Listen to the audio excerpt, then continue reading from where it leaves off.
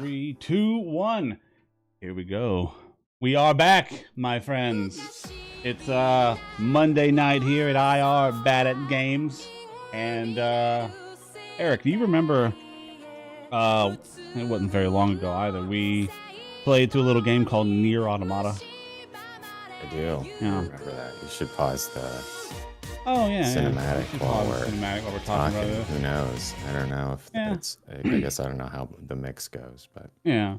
Anyway, I do. I recall. Well, one of the things I wanted, a lesson I wanted to get across from Nier Automata was sometimes an ending can be shown to you, and it's not the end of the story. And well, such is the case here with Chaos Child. We saw the common route ending on Thursday, and now that you've had a few days to kind of let it sit and simmer, what are your final thoughts on the common route ending? I still can't believe I fucking called that shit. And like I don't know what the hell's going on with that. That's so most of it is just like fuck yeah. I mean, I didn't like have it nailed down, but I don't know. Anyway, it's a cool story. I do think I still feel it's overly complicated at the end. Like there was like an extra twist more than needed, or you know what I mean? Like it kind of got squirrely when we're getting into all the motivations and everything. Like Serica could have been an imaginary, like I don't know. It just went like an extra layer further, and it felt like it's like, okay, just like have it be the murder mystery with your childhood friend that's an imaginary friend, all like that, all self-contained, and then it's like, oh, but your dad's also like this maniacal evil genius who's involved in so there's just like another. Felt like to me maybe it could have benefited from trying to pare it down, but I don't. Like it was fun going through. It was still like an entertaining anime story. If anything, we're going to get to even more deeper layers. So, I do like that these games they don't like. It's nowhere near the level of convoluted that I guess Steins Gate was. Well, it was pretty well like I don't know. It was tight narrative up until the end, I guess. I'm not saying like it didn't doing really well with that until it felt like it's maybe got a little more mediocre at the end. Not like it went bad or something. I guess is more my opinion. Okay. Well, we're gonna begin the march to the true end. But there are a few side stops on the way. The first being excited. The bubbly and very easy to tell if you are lying or not, Arimura Hinae. We're starting with her. Now I want to provide my assurances here that what we're about to embark on are not what if scenarios. These in addition to the common route ending, these happen as part of the story. So this isn't like an alternate. Not an alternate. This is this is the road to the true end. So while it may seem like alternate stuff, and just like with Nier Automata, when you complete ending A, you have to go through and play the game again on route B and see a lot of the same stuff. And this game kind of does that too. Most of the stuff that is different, that's what we're gonna go through. But they require you to, for example, for Arimura, you have to go through the first 6 chapters of the game again, making specific choices, and then at the end of chapter 6, her start. We're not going to go through all because we're just rehashing the same stuff over again. So we're just going to jump right in at the end of chapter 6, and I think that's enough of the prelude out of the way. Let's jump right back into this. Now so for context, as we're jumping back into this is at the point when we were on our way to Aoba dorm, and we find Arimura. We're accosted by sumo stickers, and eventually lead us to Minamisawa Senri, the firebender, and we get in the confrontation. Now, the original common route ending She has us dead by rights, but then for some reason she leaves. This is an alternative path from that. Here we go. God damn it. What's up? He's gonna wake up in the damn insane asylum. I didn't pull off a visor or something in the true ending. Or so. I don't know. Anyway, let's roll. I ran down many different alleyways and turned down several corners. Yeah, so here he decided to run from her instead. I didn't even know where I was anymore. Okay. I just kept running, sure that if I turned back, that woman would be right behind me. Oh, did he like leave? Yeah, he dipped. Arimura? Well, shit. I think she ran too, but they didn't run together. And ran. Right. And ran. And then, true world, within their eyes that resist truth and lies. Where's Arimura? Where did Arimura go? How could she run away and leave me behind? How did she dip on you? Yeah, she ran first. Okay. Damn it. What the hell is wrong with that woman? Why did we... I mean, I have to go through this. Was it because I'd been investigating the case? Then maybe... You're going to be killed, Miyashiro Takaru-senpai. Oh yeah, he did. Maybe I should have listened to Arimura's warning. Maybe I should have dropped the case right then and there. But back then I never thought the killer would come after me. I wasn't trying to catch them. I just thought it was interesting. We were only pursuing the case because it was fun. Damn. Hindsight. Yeah, I know, right? Was that just how reality worked? Even more hindsight is they were literally pursuing the case because the case was pursuing them because it was fun. Is that just how reality worked? I hadn't done anything wrong. I'd just been doing this for fun. Was that enough to justify killing me? Oh, and that's another thing. You have to have the because I already beat it. I had access to them already. But in order to get these alternate routes, you have to finish the common route first. There's no other way of doing it. Gotcha. Killing me. She killed me. I would die. If you killed me, I would That's die. usually how that goes. And if I died, I'd cease to exist. I'd disappear. I'd be gone. I wouldn't be able to see anything, hear anything, say anything, eat anything. Everyone would make a fuss at first. Maybe someone would cry, but they wouldn't really mean it, and they wouldn't do it for long because before long they'd all forget about me. Urusu, Ito, Kazuki, and even Sarika. I don't think Sarika could ever forget about you. I'd be all alone. She'd be very upset. I mean, she wouldn't probably cry. I think she'd just stop. Yeah. I'd be all alone in an empty, dark world. No one would remember me. Wait, would he? Would she? Why? I don't know. He's because he's sent the delusion to everybody else's brain already, right? So like maybe she doesn't. Anyway, sorry. No. Anything but that. I suddenly heard a noise in front of me. Footsteps. Did she get ahead of me somehow? Could I do it again if I had to? The way I dodged those flames? If that was what Arimura said was my power. But how? I knew I had to bring out that sword again, but I didn't know how to do it. It wasn't working. I'd been able to do it before because I wasn't thinking about it, but when I tried to do it now, the panic went out, and not only could I not use my powers, I couldn't even see the sword anymore. The footsteps kept getting closer. It was no good. I'd have to run. It was all I could do now. My mind knew I had to run, but my body wouldn't obey. My legs went numb and my heartbeat was deafening. The sweat pouring down my forehead got into my eyes and I didn't even know where I was running to anymore. The footsteps from behind gradually got closer. They were almost on top of me, right around that corner. So close. And look, he's right there. Stay away. It's Arimura. 100%. Wow. Ah! Yeah. Yeah. Oh, it's definitely Arimura.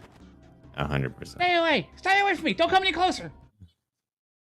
Wait! It's me! It's me! I flailed my arms and legs out at an attacker who screamed in a surprisingly cute voice. Surprisingly cute. Huh? Arimura? You're safe, senpai? What? Don't scare me like that. I'm the one who got scared. You just screamed all of a sudden. That's because I thought you were that woman. And wait, what are you doing here? You ran off and left me. Why are you still here? That's what I'm asking. Why did you run the same direction I did? She might come after me. Rookie shit. Scatter, Wait dummy. Were you planning on using me as a decoy? It wasn't like a plan or anything. It's just how I don't like premeditate it, but like, yes, I wasn't. That was the hope. I don't know about that. I bet you're really.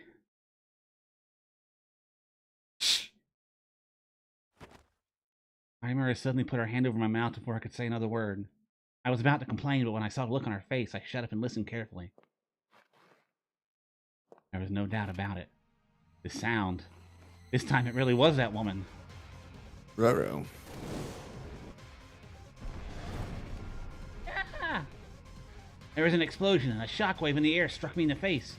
I could smell something burning within the black smoke that covered my vision. And beyond it, the woman with the empty eyes. Why does this keep happening to me? Now's not the time to think about it. I knew that, but what the fuck was I supposed to do?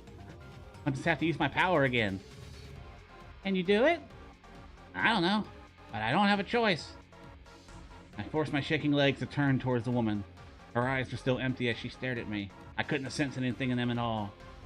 I couldn't tell what she was thinking or why she was doing this, but I could tell that her eyes were looking at me. You could tell, huh? He was after me. I feel like that translates differently. Please, just one more time. Just one more time. Focus. Focus. Give me power.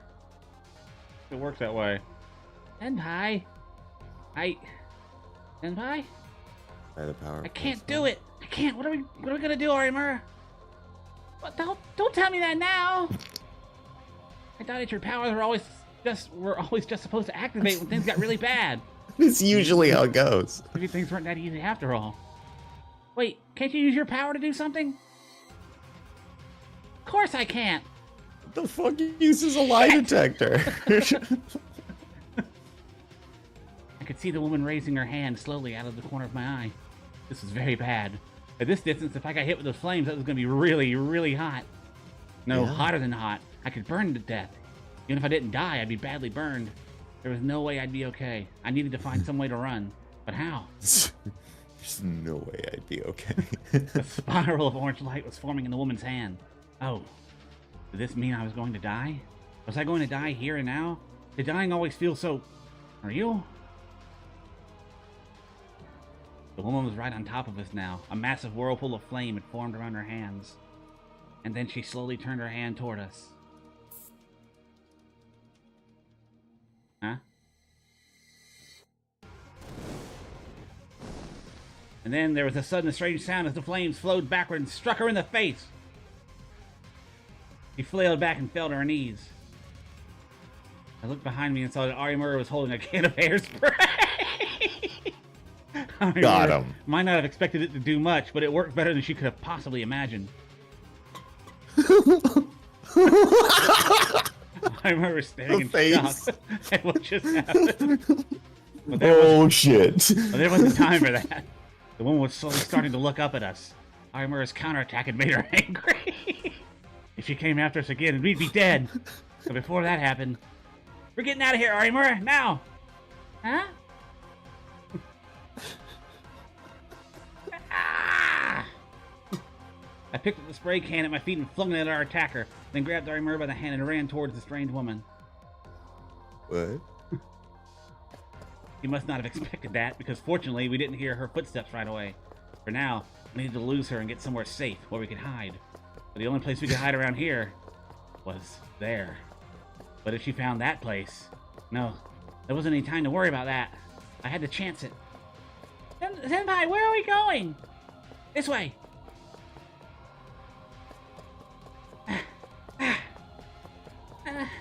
Senpai. What? Can't go on. Hey, what happened to all the courage you had a moment ago? It's different from cardio. What are you talking about? We're almost there. Keep going.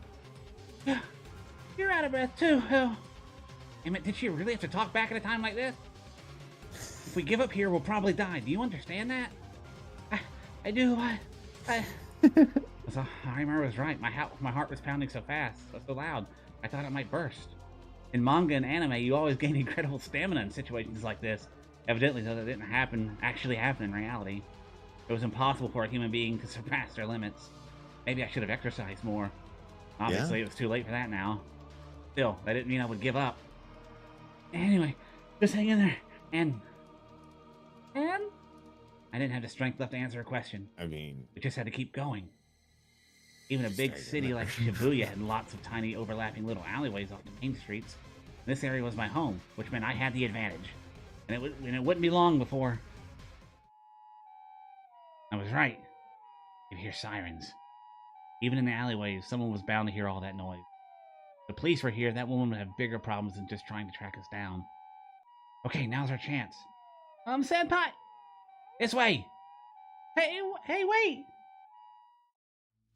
I lowered my body to the ground and headed further into the darkness. Senpai, this is... At this point, I'd be able to find my way there blindfolded. Hey, Senpai, this place is... Shh, just come up and come inside. What? Just hurry!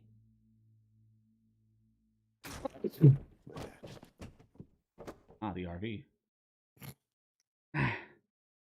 Alright.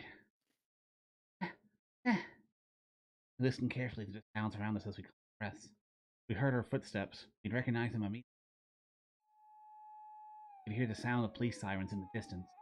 I'd hoped that the police would catch her and take her away. We just stood there, frozen in prayer, as we waited for time to pass. 5 minutes, then 10. Wasn't long at all, but it felt like an eternity. She still hasn't come for us. We're probably okay now. I took a deep breath. All the tension drained from my body, and I slowly sat on the ground. Are we safe now? Yeah, I think so. I see. No, that woman. Was she the one behind the murder? If so, then what was her connection to the facility under the... Was she acting on her own, maybe? There still wasn't enough information to tell. Senpai? What? I think it's okay now. I already said we're safe, didn't I? No, I mean... my hand. Hand? Yeah, you're still holding my hand. Oh. I've been so desperate to get away from that woman that I hadn't realized it. But it seemed that I've been holding Arimura's hand the whole time. It wasn't just her hand. She and I were incredibly close. Ah! I quickly jumped back. Is the reason that you took me into a dark place like this because you want to... No, it wasn't that deliberate. I didn't mean anything weird by it. I was trying to We're save being you. chased by a murderer. I know that. Keep it in your pants. You're clearly not the type. What did you say? I don't know how to say it. You know, maybe you're not used to being around girls. Wait. Don't underestimate me. I'm a normie, whether I look like it or not. A normie? The term didn't seem to mean anything to her. Normie saying. Yeah, you know, a normie. It means I have a happy, normal life. I don't know what you might think about me, but I know exactly how to act around a lady. Wait. Cool cat press. Where are we? Listen to me. Arimura had stood up and started looking around the dark room. Ah! Ow! I kicked something. Hey, don't move around and destroy my home. Home. That's right. This is my home. Do you know what that means? It means I live here. Is what that usually means. I decided it was probably safe now, so I turned on the lights. Huh. Now that she could see, Arimura was looking around the room in surprise.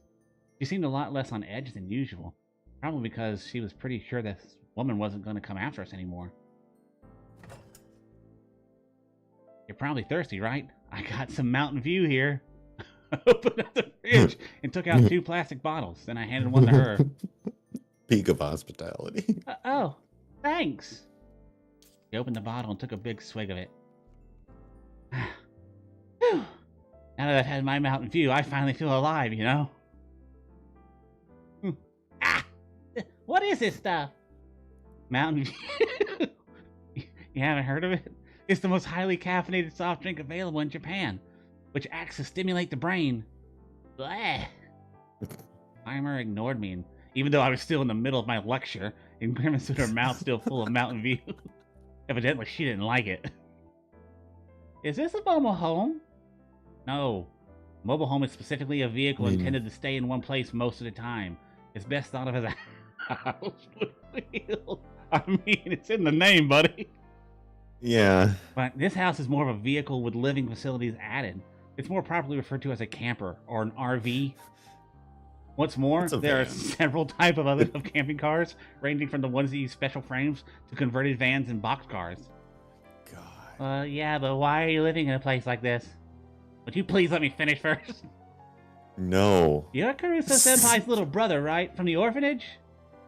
That's just what Caruso calls me. Well, I mean, we did live there together for several years. I would have preferred if she didn't ask any more questions about that. If she asked, I have to tell her about what happened. I see. Huh? Is that all? You're not going to ask me? Ask you what? About me and Caruso, or I'm living alone? No. You don't want me to, do you? Why do you think that? Oh, maybe. Maybe it was her power? Unfortunately, that's incorrect. My power can only tell me if someone's lying or not. I can't tell you what they're thinking. And how did she know? But instead, I've become pretty sensitive to how people are feeling, and I can kind of figure out what a person is thinking. Of course, it's easier to tell with some people than others. In other words, it's easy to tell with me? I couldn't say. Don't try to fool me. My thoughts are so complicated and intricate that it would be impossible to guess them. Huh. What? Nothing. I was just surprised that you really believe that. Well, what does that mean? So, can I ask you about what we were talking about before?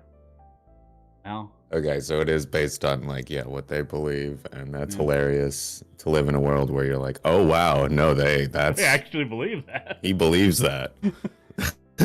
Huh. Like, whenever random people say shit, it's just like, yeah, whatever, but it's like, oh my god, no, that was honest. Oh god. Maybe it was easier to tell what I was thinking. Then, can I ask you something else? Something else? You're a normie, right? Yes, that's right. That's what we were talking about before. I'm a normie, so I know how to talk to girls. Do normies read magazines like this? Yeah, found the cool cat press, called that shit. I remember I picked up one of the magazines scattered at her feet. Cool Cat Press. Everything from meeting a girl to getting laid. Ah! Quickly reached out to grab it, but she dodged me easily. Let's see. Mida Mikata Kenji Sansei, I can't get a girlfriend. What do I do? Just bring her to your room and pin her down, and she'll do whatever you want.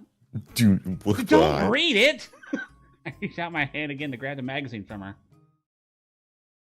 But I'd run so far and was so exhausted that even that was enough to throw me off balance. And as a result... Oh, of course. Huh? Jesus Christ. Ah!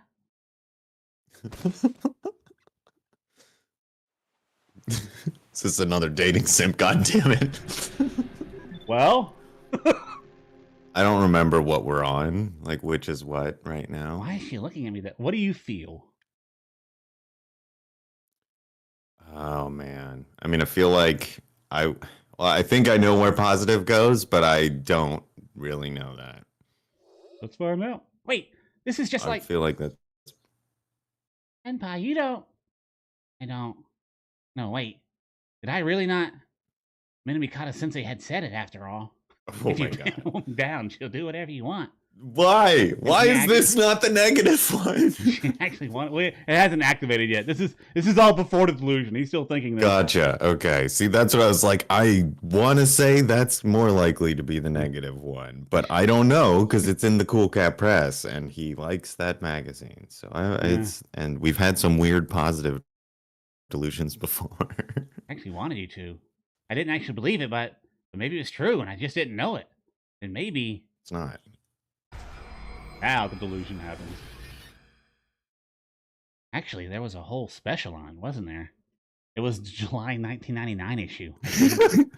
That bratty little girl a year or two younger than you is actually just Dockaroo? wanting for you to make a forceful move. A forceful move. That meant... That's right. I'm actually responsible for everything that happened. Huh?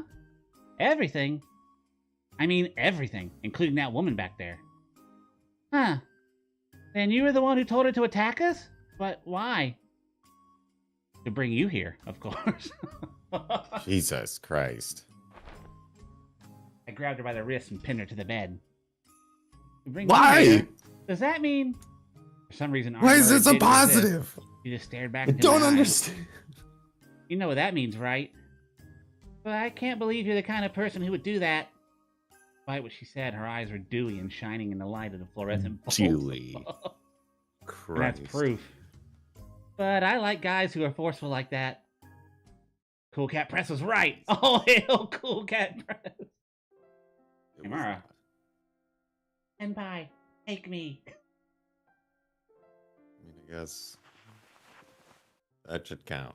I think that's. Yeah, that's not happening. Wait, didn't I Buddy. think about doing this once before? Man, I never learned, do I? Senpai, if you don't get off me, I'm going to scream. Ah, I'm sorry. Pretty chill response, honestly. I leapt off her and started to grab the magazines off the floor.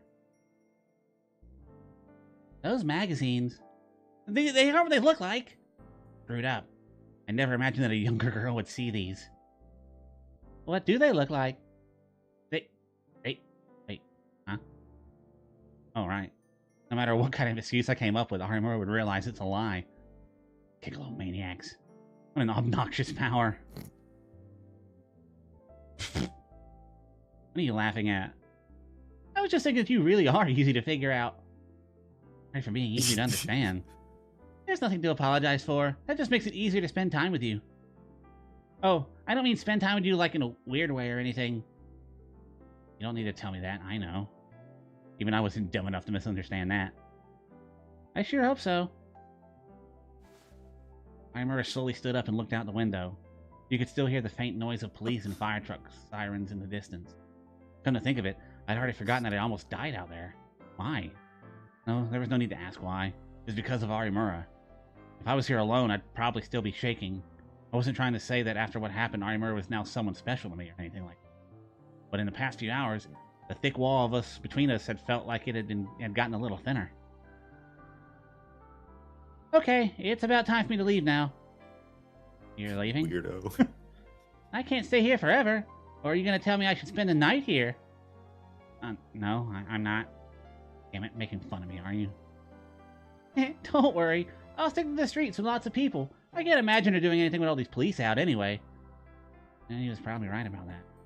But even so, you want me to walk you home? Why? Because I'm worried, of course. Worried? About me? I mean, you're a girl, after all. It's a man's duty to walk you home. That's what Cool Cat Press had said. I was just gonna say that sounds like. Did some you get Cool that Cat from the Press magazine too? shit. Yes. No. Liar. You really are easy to figure out, Senpai. Damn it, I give up. That's part of it, but I really do think it's dangerous out there, so... What? You're telling the truth, huh? Huh? No, nothing. Thanks for the offer, but You I'll guys be did alright. almost just get murdered. Like just happened. Yeah. Arimura cheerfully walked towards the exit and stopped and turned around before she got to the door.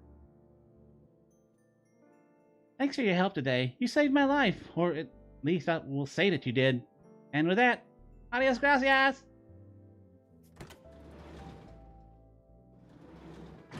Bowed her head slightly and then left. I have to mention that will say part. It did happen, strangely enough, though it didn't bother me.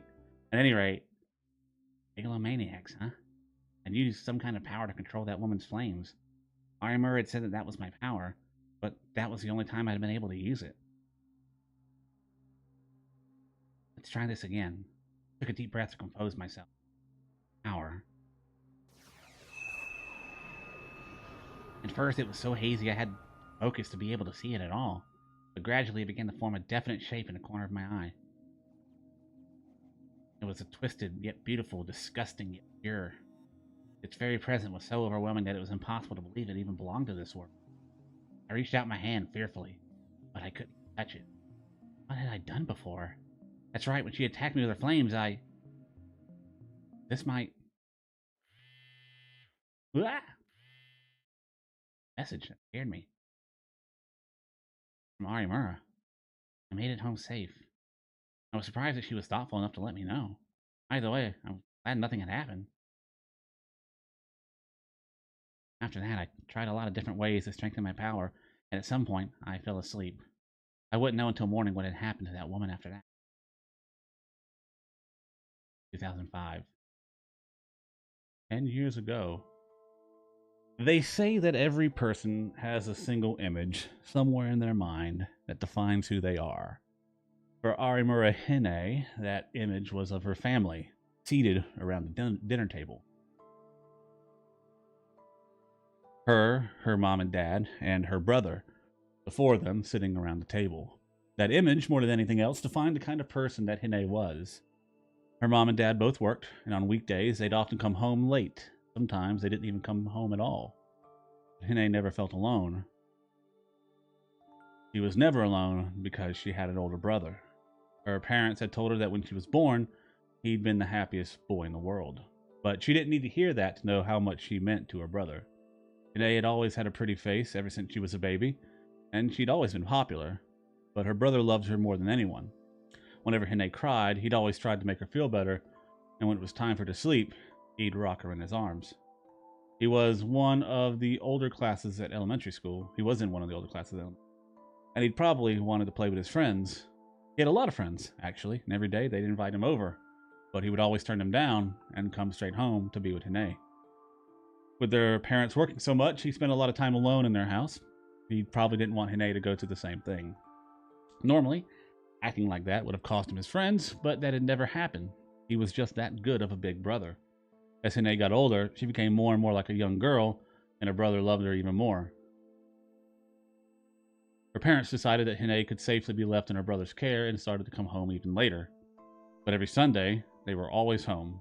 Sometimes they'd all go out somewhere for the day, and then come back to the evening to eat at the dinner table. That was a rule of the Arimura household. There was always warm food, and her family was always smiling. That was what happiness meant to her. It was something so natural and so normal that she never doubted it. And it was the truth.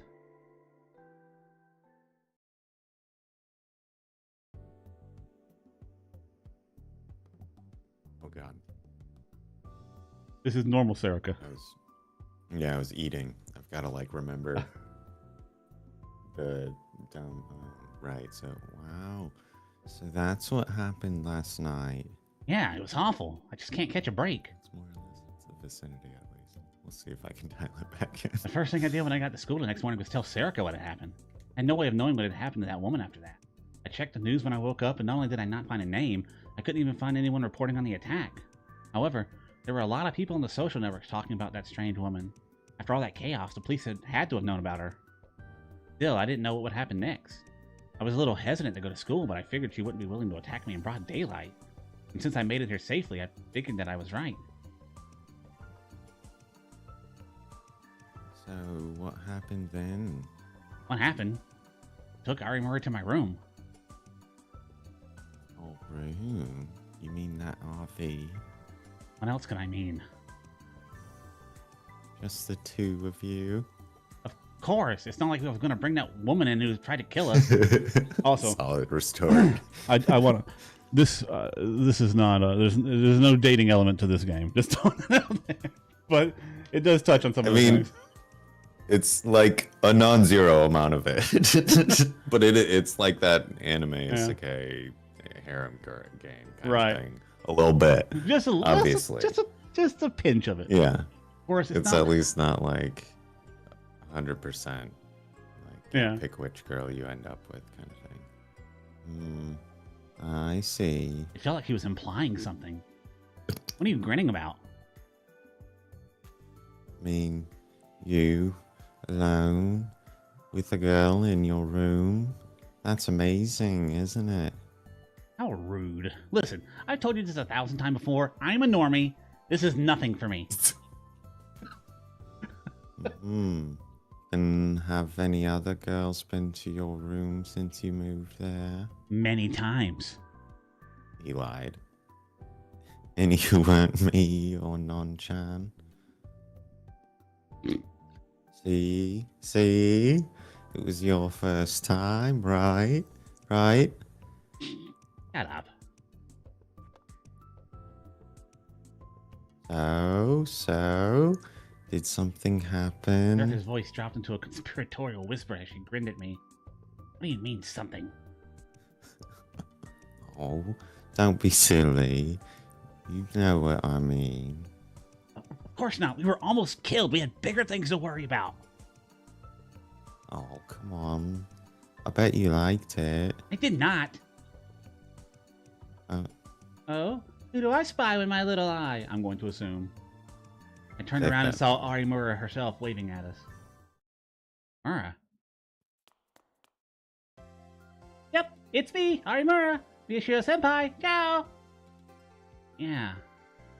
Arimura was acting nothing like the way she did. Yeah. in my room, and I wasn't sure how to deal with it. I guess she was always like this at school. It'd be exhausting. Barry, ciao to you too. Ciao, Hinae-chan. I guess you didn't hear what we were talking about. I'm gonna change the subject. So you didn't what? Did you hear what we were saying? About you liking something? Or maybe not liking it? What were you talking about? Come on, tell me. Well, you see... I did. It's nothing important. Her voice was chipper, but her eyes weren't laughing at all. Right. There was no way I could lie to Arimura. We were just talking about yesterday is all. Yesterday? Yeah. Yesterday, huh? I see. Huh? That must have been good enough for her. I'd expected her to be more suspicious. Oh, that's right. Arimura could only tell if I was lying or telling the truth. In other words, I was safe as long as I didn't tell her everything. Maybe I could use that with Arimura in the future. Oh, right. Miyashiro-senpai, look at this. Arimura gently rubbed her hair, which she tied up to the side. Did you do something with your hair? Can't you tell? Here, look. It got fried after what happened last night. Where? I got closer to look, but I couldn't really tell. Look, right here. Oh, you're right. But it's not a big deal, right? Not a big deal, my good sir. Don't you realize how important a girl's hair is to her? It's your fault for not dealing with that woman sooner anyway. It's not even remotely fair, right, Onoi?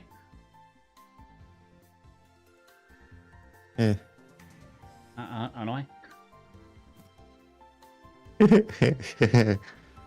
Senpai, what happened to Sari?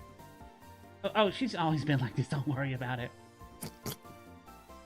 She's probably thinking about something stupid again. But if I ask her about it, she'd probably have a mess in my hands. He's so dense. Yeah. Like, I was oblivious as, like, a teenage boy, but Christ almighty. Right, actually, Miyashiro-senpai, about your power. He was whispering, so I whispered too. Oh, yeah, I wanted to talk about that too. That power?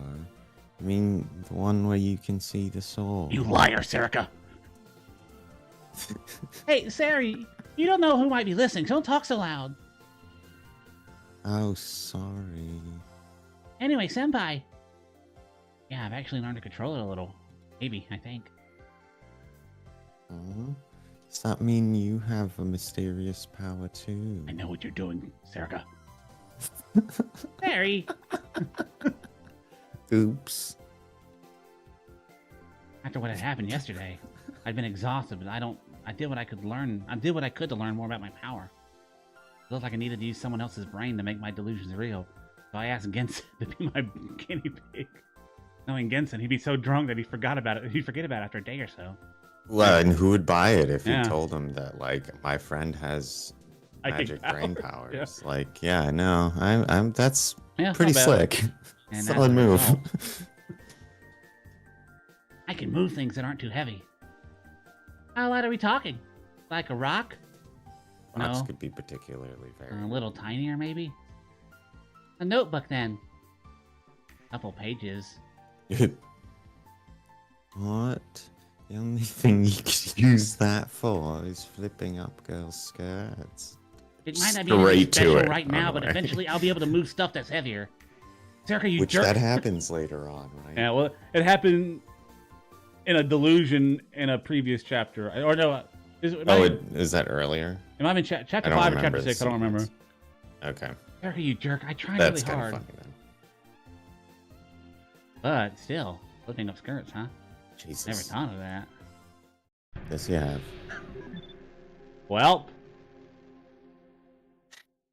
I mean, we're on negative. Overlooked. believe. Not a brilliant idea. But I couldn't do it here. I think though, in order to get the actual ending. we Oh, have to okay. go all Yeah, if up. there's a requirement, Yeah. then let's do it up. Yeah. Although this might be a good chance to show off my powers. And what's more, Serica, this is your fault to begin with. Let me.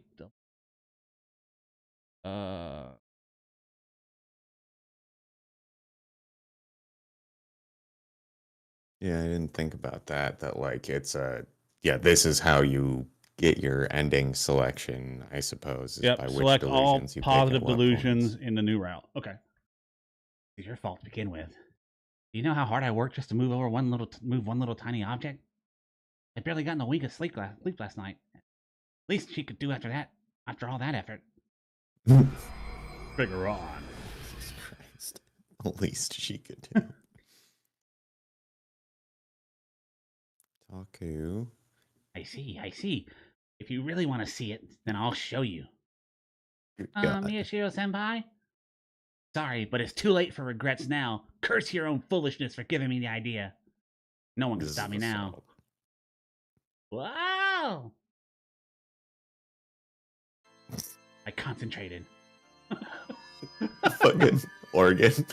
A terrible, beautiful Excalibur appeared in the corner of my eye.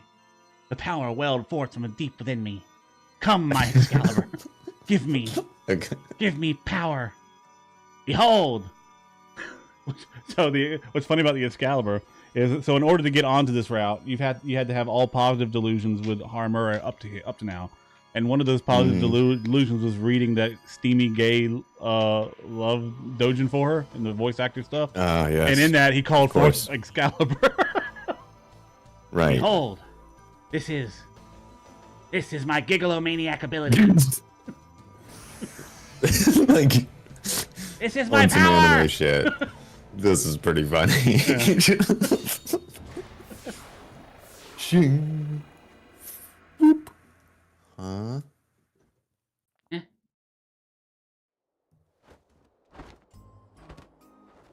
Ah! Ah. My power lifted up the skirt of every single girl in the Oh school. my god. No! What's going on? You can try to hold down your skirts, but it won't work. No one can stop my power. Jesus Christ. Did you see that? This is Miyashiro senpai's. But this is Taku's. That's right. This is my power. Wild. The scene around me was something out of a nightmare. No, a most wonderful dream. Baby. Ah! Taku, stop it. Every girl in the school was walking around with their skirts blown up now. Fucked up, Well, man. do you understand now? Yes, you're amazing, Miyashiro senpai. Now stop. Will you do whatever I tell you to do now? Making it weird. Yes, we'll do whatever you say. All right then, I forgive you. I slowly lowered my hands, and the chaos around me began to subside. Phew. Oh, jeez. Now, since you've promised, from now on you're both my slaves, got it?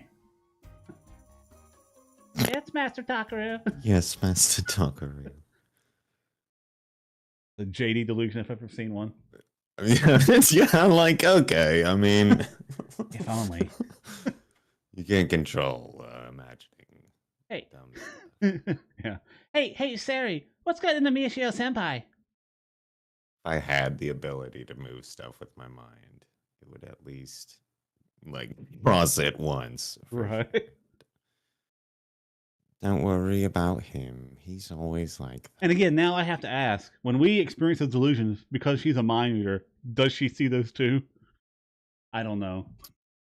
I like the idea that she does. That makes me giggle. I feel like she could, probably. So, in this case, point P. Arimura and I decided that it would be better not to use my power for a while. No matter what that woman was after, it was very likely that it had something to do with our powers, which meant that I should avoid doing anything that would attract attention. And everybody knows that when you have a trump card like this, it's best to master it in secret and play it at the right moment. So, if you plug it into this formula... Anyway, why was math such a pain? I wanted information, not formulas. Numbers and formulas were just ideas and didn't provide any benefit at all as information. Times like this, I took out my Pokecom and hid it under my desk, then loaded Shibuya News. Information, not formulas. What? Oh, what's wrong, Miyashiro? It's nothing. I see. Solve this next problem, then. That was a mistake. But this is big news.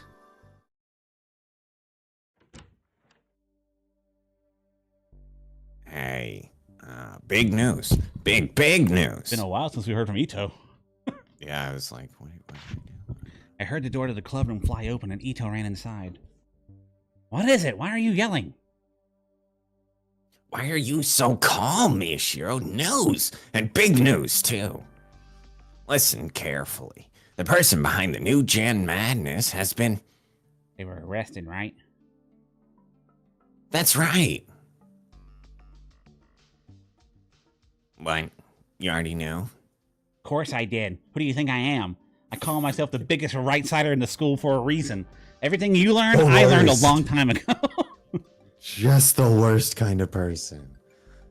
Then, what about the information on the girl they caught? Hidoriko, age 18, unemployed, was arrested by a police officer last night on suspicion of being behind several arson cases in Shibuya, right? So you did already know. That sucks. I was sure I'd beaten you to the punch this time.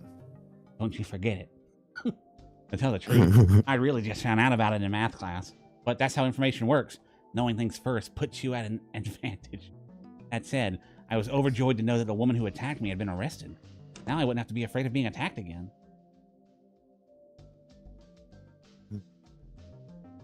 But is it really good for the newspaper club that they were caught? What's the matter? Did it fuck up your plan, Serica? What do you mean, Onoi? Because if the case got even bigger, then that means we could have gotten a bigger scoop, right? That's right. I guess in that sense, it is bad news. What do you think, Taku? Did you want to keep chasing the case? I wasn't sure. It was true that the bigger this got, the more people that would be paying attention. No, I think it's for the best.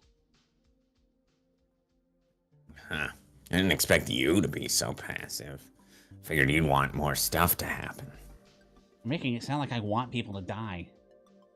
Listen up, just so we're clear, I'm not a psychopath. Things non-psychopaths have to say all the time. I don't want people to get murdered. I only wanted to know the truth about the murders that have already happened. Honestly, I was a little disappointed that the case had ended this way. But half of me felt relieved, too. Anybody who'd been the target of a murder attempt could understand how terrifying it was for me to have that woman with those strange powers try to kill me. There are ways to deal with the physical attack, but her power violated the laws of all physics. It was a miracle that I'd gotten away from her alive at all. I was honestly glad that that woman Haida had been caught. Well, I'm a little disappointed. Now that the police have her, they'll be taking everything over. Just like Onoe said, if things had dragged on a little longer, even more people would have been paying attention to the case. And if I'd been the one to solve it, the newspaper club would have become famous. Huh. But there's no point in complaining about that now. Wait, does that mean that the case we've been pursuing is all over? Well, before I can give my opinion, the door opened. Hello, everybody! Good Chance here. Arimura, what are you doing here? How could you be so cruel? We went through that fight of our lives together. Oh, right. Oh, sorry. Oh, right. When Miyashiro was attacked, you were there too, weren't you? That's right. This scary lady showed up and then everything went boom! Kaboom! Wham! It was really nuts. She was waving her hands in an exaggerated manner like as she spoke, but it was impossible to figure out what she was trying to say. No, that was it. Pretty much that. I see. So this is the newspaper club, huh? Hey, this is actually your first time here, isn't it, Hinae-chan? Nope, I was here once before. You know, on the day of the culture festival, but it didn't feel like the right time to really poke around. Arimura walked around the room, staring at everything, and stopped in front of the bulletin board on the wall. Oh, this is cool! It's like a detective show. Right? Got all of our observations on the case? Hey, Sari, what's this? Oh, that's... He wasn't listening at all. So, Miyashiro, about what we were talking about before. Oh, yeah, before. What was that? About whether the case was over. Oh, right. I was thinking about that. What? What you talking about? Till a moment ago, she was enjoying her conversation with Serica, but now Arimura happily butted into ours. We were talking about the case. You heard the woman who attacked us got arrested, right? So... Huh? That scary woman was arrested? You didn't know? She had friends in lots of places, and it seemed like she'd be really quick to pick up on new information. So I was surprised to see that she was actually a wrong-sider at this time, and think Sinjo didn't tell her at all. Jeez, the cops caught her. That was... Oh, I guess he didn't know they were attacked either. Yeah, they just found out, so it just happened. It seems like, but I don't know. Well, geez, if the cops caught her, they should have told us. And I guess she's sitting there saying the same thing. Yeah. What the fuck, Shinjo? Like in her head. You're right. We almost got burned to a crisp. I know, right? After they after all they made us do for them, that's why nobody trusts cops these days. You can complain about the police some other time. Miyashiro, what are you thinking? Ah, right. Yeah, listen. If you look back on all the murders that have happened so far, first there was the murders, and then there were the fires as well. I decided to think about the relationship between the two of them. Right. The first thing I had to do was go over the cases that had happened so far. All the cases that had happened so far formed from what people were now calling the return of New Generation Madness. The first murder was Don't Look, the death of Otuni, Nikanaya live streamer. Second, Audio Bleed, Takayanagi Momone, the anime song singer. The third was, that's right, Revolving Dead. That's where Arimura's acquaintance Kakita had been. I remember that one clearly as well. I'd been there after all. The next one, the fourth murder, was another one I'd never forget. The Morbidly Obese, where Otabi, the internet reporter, had died at the school culture festival. Those were the 4 murders that had happened so far. The problem was what came next. The fires. Fires had happened. Near the Don't Look incident in Jinan, near the Audio Bleed incident in Shinsen, near Revolving Dead around the Love Hotel, and in the Morbidly Obese incident, in other words, near Hekio Academy. That's right, the fires were happening regularly near the sites of the return of New Gen Madness. So we know the fires are taking place near the sites of the murders. It would be strange to think they weren't somehow connected. I concluded that the fires were all set by Haida Riko, pyrokinetic gigalomaniac. Then why are the methods used so different? The murders didn't involve arson. That's because... Why? I know. The arson incidents were just practice. She practiced, but it didn't go well, so she chose a different method. You don't look satisfied. You got an opinion, then say it. I don't know if it counts as an opinion, but... And what about that lab? Murray seemed annoyed at Ito's inability to finish his sentence. Interrupted with a doubt of her own. That lab? Oh, you mean the one in the basement? That's right. Do you think the research they did there had nothing to do with the case? Well, Probably did. The experiments that were performed down there ended with the earthquake. So it'd be strange for her to just suddenly start killing people now. When I told Arimura that, she still didn't look satisfied. You know about Kakita-san, right? I'm the victim of Revolving Dead, right? Yeah, I think. Yeah, I told you he was a friend of my brother's, right? Remember that she had. I can tell you the truth about this now. He was investigating psychics like us. And he said there might be some huge organization behind all this. A huge organization? Huh? Sounds like a conspiracy theory to me. What was its name? He was supposed to tell me on the day of the incident, but... died. No, he was murdered. Then you're trying to say that the killer wasn't Hidoriko? That's not it. I'm not smart enough to figure that out anyway. But even if she was the killer, I think there might be someone else behind her. What do you think, Ito? I always did love conspiracy theories, but it just doesn't seem very realistic. Either way, there's not enough information to make that call right now. Finally, rational human being. What about you, Onaway? Me? She can't answer that. That's hilarious. Yeah. What do you think, Taku? Don't answer a question with a question. Sure, but I really don't know. Don't know, at least try to think about it, okay? Oh, fine. I'll tell you my own opinion. I don't want to get attacked again, so I hope she is the killer. To be honest, I still thought it was a miracle I made it out of that alive. If she'd attacked me while I was asleep, I wouldn't have lasted a minute. Now we just wait to see what the police say. Whether she's a killer or not, it would be a good idea to be careful for a while now. I think so too. We talked about this at lunch, but I think that both you and I need to be extra careful because of our powers. Silently not. Normally I'd want to practice and try to learn to better control my abilities, but it'd be smarter to wait and see if the case had ended first. Alright, for now, we'll just be careful. Just as we finish, we heard the sound of someone pounding on the wall in the corner again. Holy shit. You've been there the whole time. Jeez, again? Hey, Kazuki! She was so busy with ESO2 she couldn't hear us again. Anyway. Okay. Erica nodded, went over to Kazuki, and took off her headphones. Hey, Hana-chan. Taku says no pounding on the wall. Senpai, who's that? Huh? Oh, I get. Oh. Button. Huh? Oh, I guess you never saw her before. Kazuki Hana. She's a first-year student, a member of our club. Wow, I didn't even realize she was here. I walked over to her. Ciao! Kazuki bowed her head. I'm Arimura Hinae. You can call me Hida-chan or even Hina-senpai if you want. I can call you, Hana, right? Bowed again. Sorry, but can you say that out loud for me? Oh, Hina-chan. Hana-chan doesn't talk. She doesn't? Why? Religious reasons or something?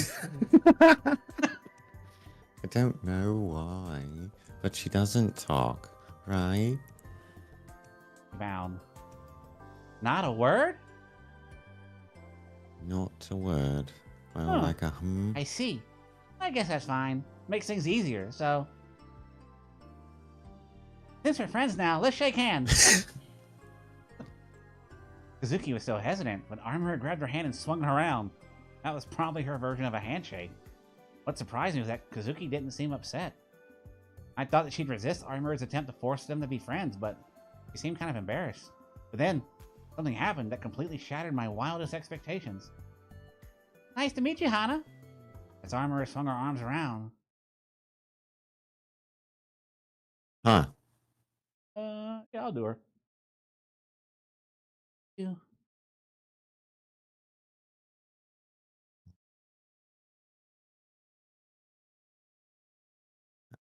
Hey, what's that? Kazuki talked? Hana-chan talked? The whole room shouted in amazement. We'd known Hana for about 6 months, and this was the first time we'd ever heard her voice. Hana herself seemed more surprised than anyone. Felt like she didn't intend to speak, but had just been caught up in Arimura's energy. Wow, you have a cute voice. You should talk more. Come on, say something else. Ready? Go! Come on, you can do it. Just a little. Doesn't have to be a lot. Wasn't gonna say anything else, it seemed. One line. I can't believe that Hazuki would. She really can talk, huh? Arimura's energy that scares me most of all. Everything we talked about that day seemed pretty important, but it was all blown away by our shock at Kazuki actually speaking. We're done, yay! Hey, let's go someplace on the way back. 3 days had passed since the attack by Hidoriko. There had been no new events with the case. The police were probably still investigating Haida. They hadn't announced anything else. There must have been some kind of censorship in effect because the TV shows had mostly stopped talking about it. The only people who were still talking about it were online. The wrong-siders at school seemed to have forgotten that a murder occurred in this very building.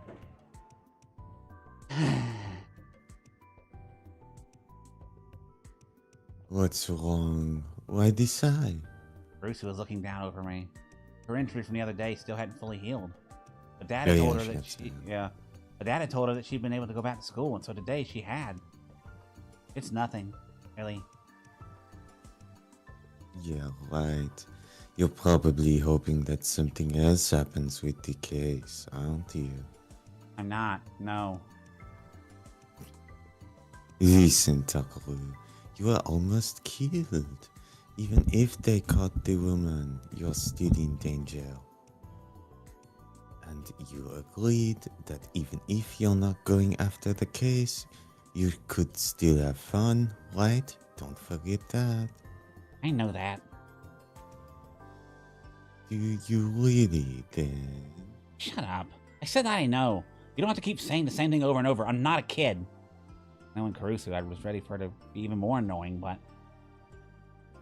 You're right. I'm sorry. Huh? I wasn't sure how to react to that. You're right. You're doing what you're doing for a reason. I shouldn't have said that. I'm sorry. Just don't do anything dangerous, please. I know. Caruso smiled weakly, took her bag, and left the room. What was that? That really threw me off. Taku. I ran into Sarika when I left the classroom. Actually, she was probably waiting for me. I wanted to see if you wanted to go home together. I didn't really say anything, but Sarika started walking next to me anyway.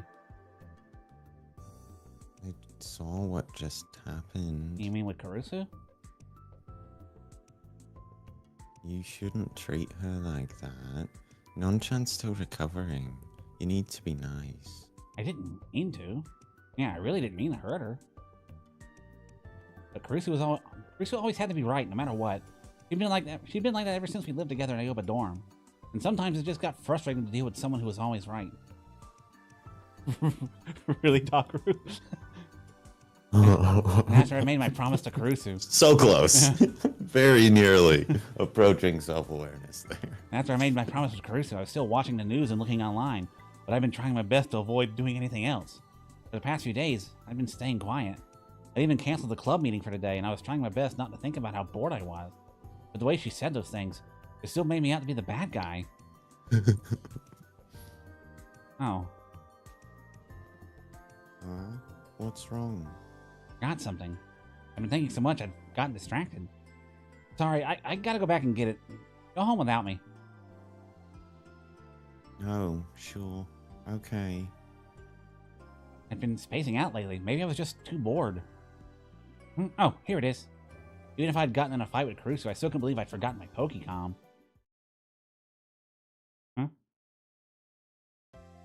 Just as I grabbed my Pokecom and went to leave, Of course. I saw a familiar pair of blonde twin tails bobbing down the hallway. Arimura. She was cheerfully walking down the hall with a group of several other girls. Were they classmates or friends from her club? It was the same group of girls I'd seen before. Anyway, so I saw Haruka walking home with, Inoue. Inoue? That sounds right. Go with Inoue. Inoue a while ago. No way, you're kidding me. I thought she was close with Shirai-kun. Wait, Hinae, that was forever ago. After Shirai-kun, there was all that stuff with Morimoto-kun. No way, I had no idea. Nobody told me about this. Well, you seem to have a lot going on at the time. Wow, that's a real shock. Anyway, I wish you'd tell me how to be popular with guys like that. I'm not doing it because I want to. Wait, oh these are multiple different schoolgirls, I think. I know that. We all agree that it was Shirai's fault, right? That's right. We know you're a good girl, Haruka. There.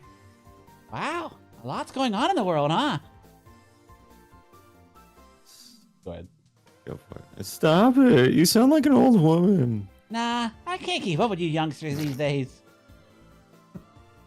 What? That's hilarious. Anyway, how are you for time? Oh, crap. You're right. Wait, you're not coming, Hina? I'm too old for this stuff. I'll let you young people handle it. Oh, cut it out. Anyway, see you. Okay, adios gracias. Evidently, Arimura wasn't going with the rest of the group. She watched him disappear down the hallway, laughing and chattering as they went, and then... Yes, I did the same thing. And then, as if she really was an old woman, she lazily put her hand on her shoulder and stretched her neck out. And then... Oh. Our eyes met. Ciao, Miyashiro-senpai! Hi. Did you see that? Do you mean that conversation you just had, or how lazy you looked just a second ago? Whoops! You saw both, huh? That was a screw-up. She slapped her hand to her forehead like a bad comedian. And smiled. Why don't you go with them? Ah, geez, you should be able to guess. Because it's exhausting. It's a pain in the ass. Her happy tone vanished, and she seemed genuinely annoyed. They're all shallow. They all say things they don't mean. They pretend to have fun. You disagree about the slightest thing, and next time you're out of the group. That Haruka girl you just saw goes from one boy to another. She especially likes taking other people's boyfriends. She makes them break up, and as soon as they do, she gets bored and dumps the guy. Everyone else is pissed off at her, but they still just play along, or just playing along and laughing. The same with Rai and Maki. They both said she was a good girl, but neither of them believe it. But they smile and just play along, pretend to be friends. It's ridiculous, and it makes me sick. Just the idea of hanging out with them after school, too, makes me want to throw up. I heard Arimura talk like this several times before. Sometimes it had been directed at me, but it felt like she was more emotional now than she'd ever been before. Everybody told a lie or two. If you didn't know when other people were lying, it was still possible to trust them. But once you knew they were lying, once you knew what they were thinking under all those smiles, could you still trust them like you did before? I didn't think I could. Maybe knowing if what you were told was true or not was a lot more painful than what we thought it was. I remembered what Arimura had written for a wish during the school festival. Please let the truth be found. A tiny wish was a cry from her soul.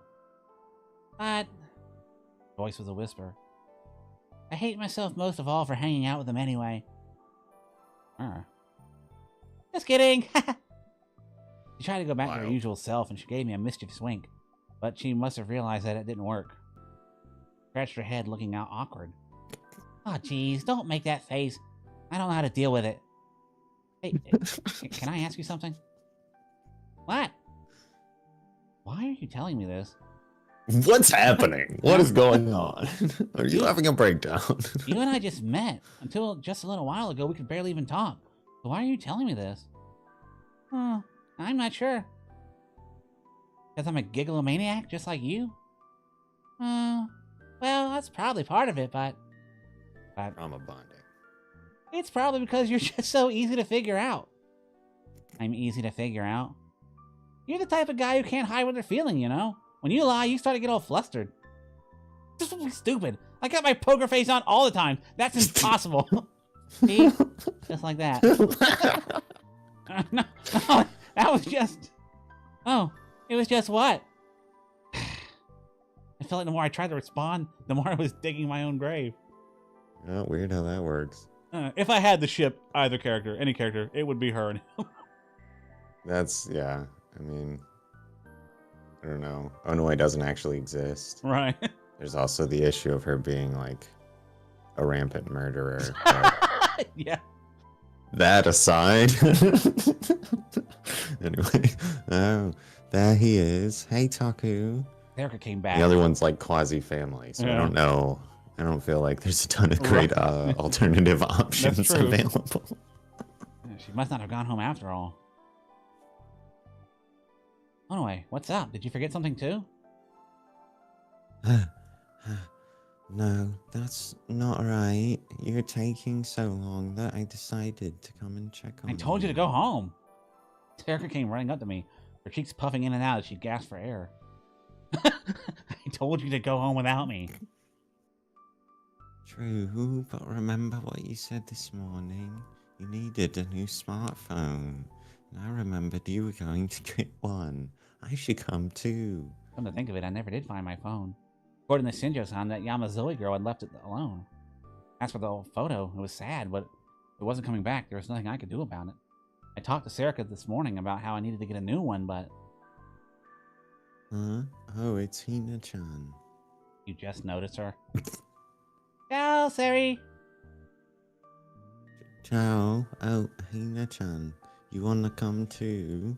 We're getting a new smartphone. I don't remember saying we were going to do that. Nope, it's happening. Hey. See? Wingman. This is what I'm talking about. Like, oh no, barring all the, rampant murdering. Hey, Legit. Who said we were going today? Huh? We're not. Well, whatever. Oh, I'll pass. It would be awkward if I ran into my friends. Yeah? I'm not sure I follow, but that's too bad. Alright, I'm off. Adios, gracias. This time she posed like a businessman ninja from an old manga and then skipped off towards home. Even is Hey. that? What is a businessman ninja? What? We'll have to, What? We'll have to look it up. I afterwards. am. I am now looking it up currently because what? Hey, Onoe, Huh? am I easy to figure? You're asking Serica if you're easy to figure out. Am I easy to figure out? Yeah. He didn't hesitate at all. What's wrong, Taku? You look down. Nothing.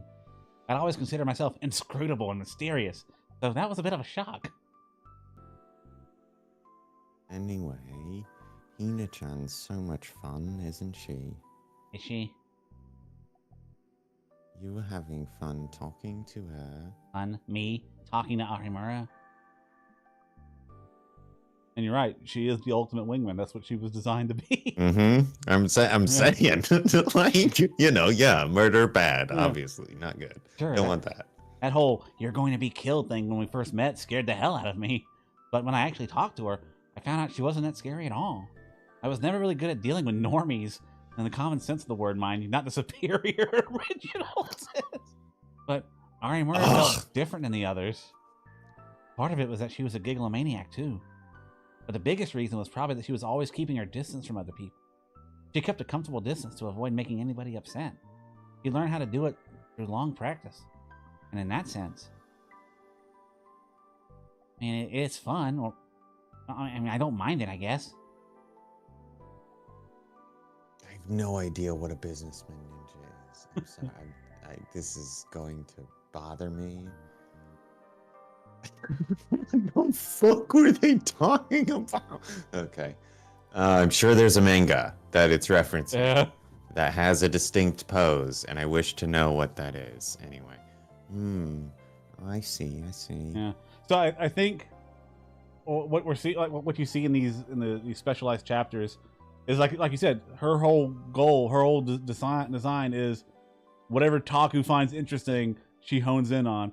And he suddenly lost interest in the case, and so it's like, all right, let's focus on the next thing. Cool, let's do this. Yeah, I was gonna say, she's just like, all right, change gears. Yeah. I don't need to keep murdering. That's fine.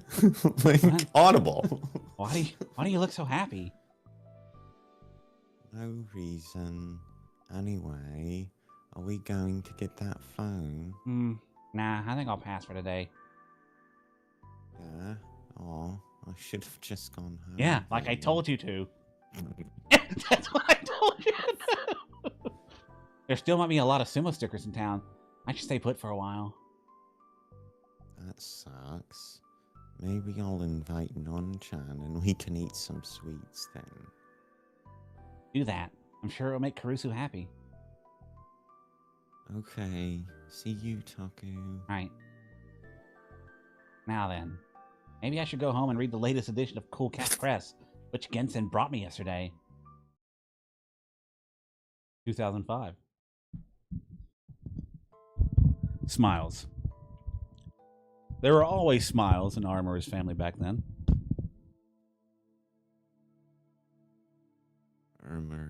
That's Her parents, father. I assume. That's her father, yeah. Okay. Look, Hina, you got some cream stuck on your lips. Oh no, get it off, big bro. Fine. There, I got Oh, it. I think it's her brother. Oh, yeah, it is. You're right. Thanks, Anyway. big bro. That's another person. That's, Right. I would say either father or mother. Take your pick. Okay. Yeah. You really do love your big brother, don't you? That's right. But it's always such a big help to have Shingo-chan take care of Hina-chan. That's Dad. Okay. Yeah. Yeah. Sorry, everybody's Arimura. So it's throwing me. Keep it up, Shingo. Their mother and father were both busy with work. Sometimes they'd have to sleep at the company. Jesus. And they didn't spend a lot of time at home. But when they were there with family, they always smiled. And Hinae had a big brother too. Just having a brother by her side was enough for her not to feel lonely. She could and did believe that she was part of a happy family. For young Hinae, that was her whole family. That was what was true for her. One day, Hinae was bullied a little at school. It started with something small. Someone said that they lost a basketball game in gym class because of her. Hinae was a tiny little girl and the big ball scared her.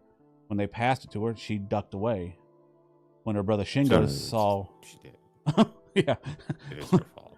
When her brother Shingo saw that she was down, he immediately asked her, What's wrong? Is somebody bullying you? Hinae shook her head. Oh, I'm not being bullied. She was embarrassed. She didn't want her family to know that someone was mad at her for something. So that was why, in that moment, she lied. But her brother had known immediately that she wasn't telling the truth. You know, lying's wrong. Whatever you do, don't tell lies. I don't want you turning into that kind of coward. It was the first time she'd ever seen her brother look so strict. Her brother hated lies more than anybody. She'd probably been so impressed by her beloved brother that she'd sworn to herself that she'd never tell a lie. She couldn't grow up to be a coward. She wasn't going to tell any lies. Actually, Hinae told her brother everything. That she'd been bullied at school. That it was over something that had happened in gym class. Want to practice with me then? Can I? Sure. If you get good, nobody will be mad anymore. With her brother's help, Hinae got over her fear, and the bullying stopped, and her friends came back. She came to love her brother even more. But one day, Hinae realized that all her happiness was nothing but an illusion. It started when she witnessed her parents cheating.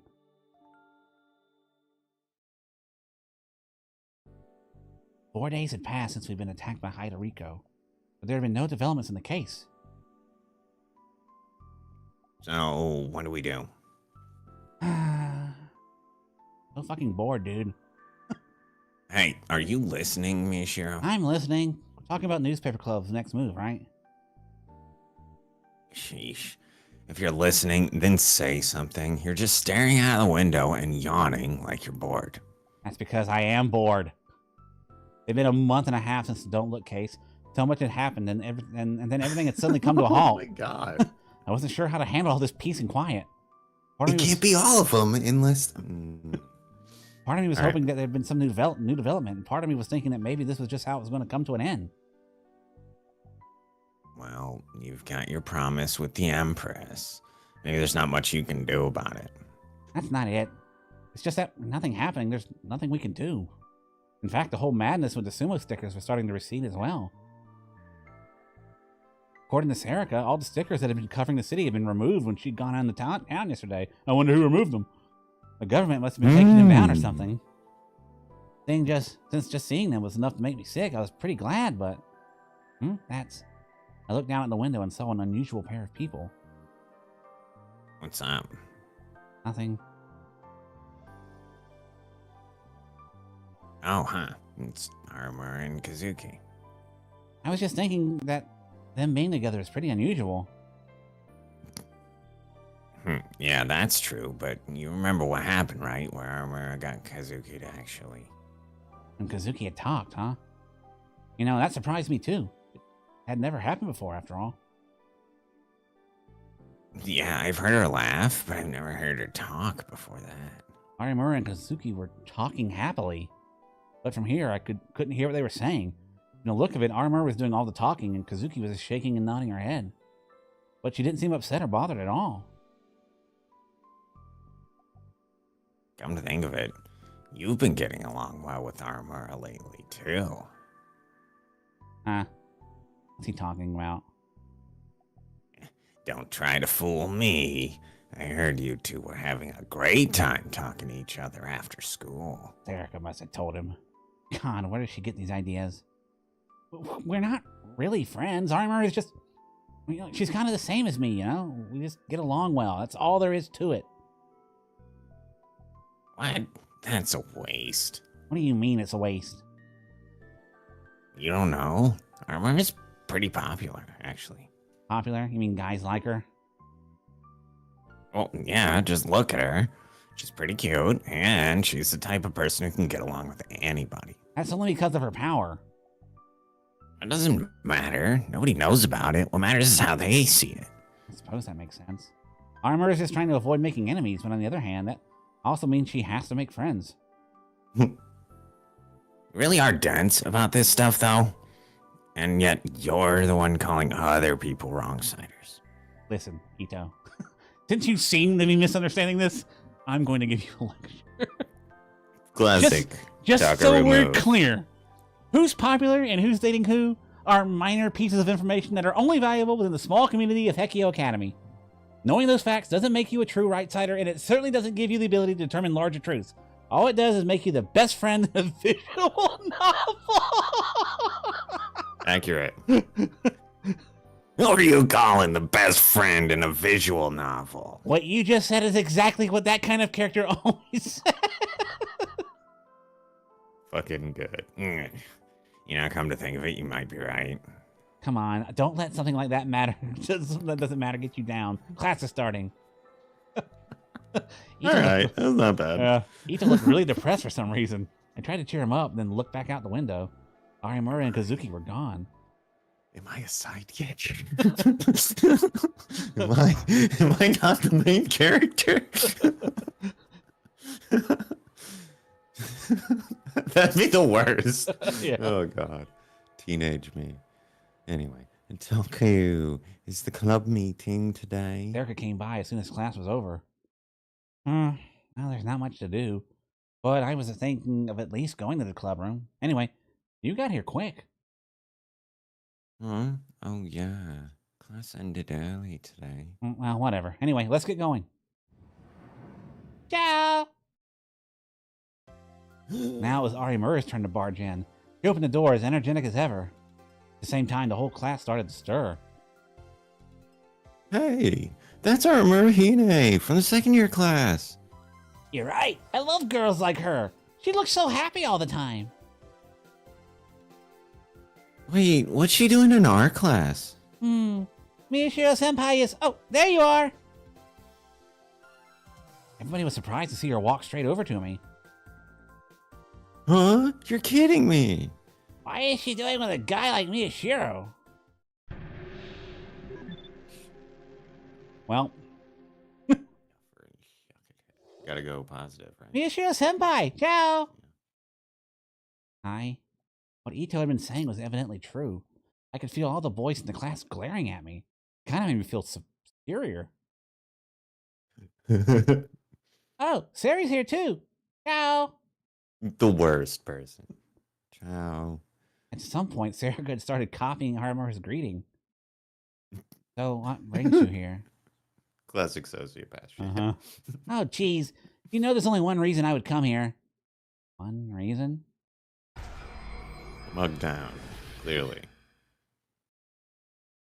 Prince Takaru, I have come for you. What? Prince? What's she talking about? So, it's true that you've lost your memories then? I guess I'll have to explain. I can explain, Taku. How do I?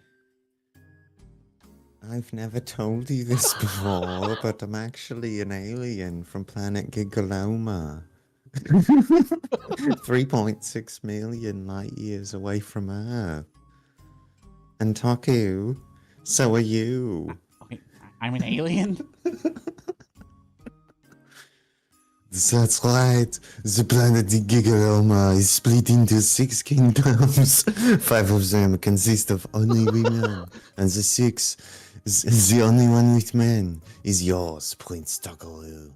Bruce, what are you talking about? Are you feeling okay? Have you gone nuts? I know Good you may God, find this hello. hard to believe, but it's true. Even Why are you here? Wait, that's not what Konosune's personality is like. What's going on here? We're all princesses from these countries. We've all come here in hopes of becoming your queen. There we go. But Prince Takaru, when you came to this planet, you were caught up in the earthquake that took place in the city and lost your memories. Just wait a second. I'm having trouble keeping up with all of this. We all decided to wait until you got your memories back, but no more. It's time for you to choose your bride. Our countries and the whole planet Gigaloma itself are in danger of destruction. Prince Takaru, I want you to marry me. Maybe. Kazuki, you too? I want to get married too. Even Yamazoe. Probably not gonna fly. I think that's okay. Do you understand, Prince Takaru? If you understand, then choose me as your partner and give me a passionate kiss as a sign of your love. Wait, no cutting in line, Non-chan. I'm the one who's best friends with Taku, right, Taku? You'll choose me, right? No, wait, this is all too sudden. That's not true. I know Miyashiro-senpai is in love with me. Isn't that right, Miyashiro-senpai? Oh no. I've somehow summoned a harem. Wait, he belongs to me. That personality just doesn't fit you. No, she can fly on some He's mine. Maybe.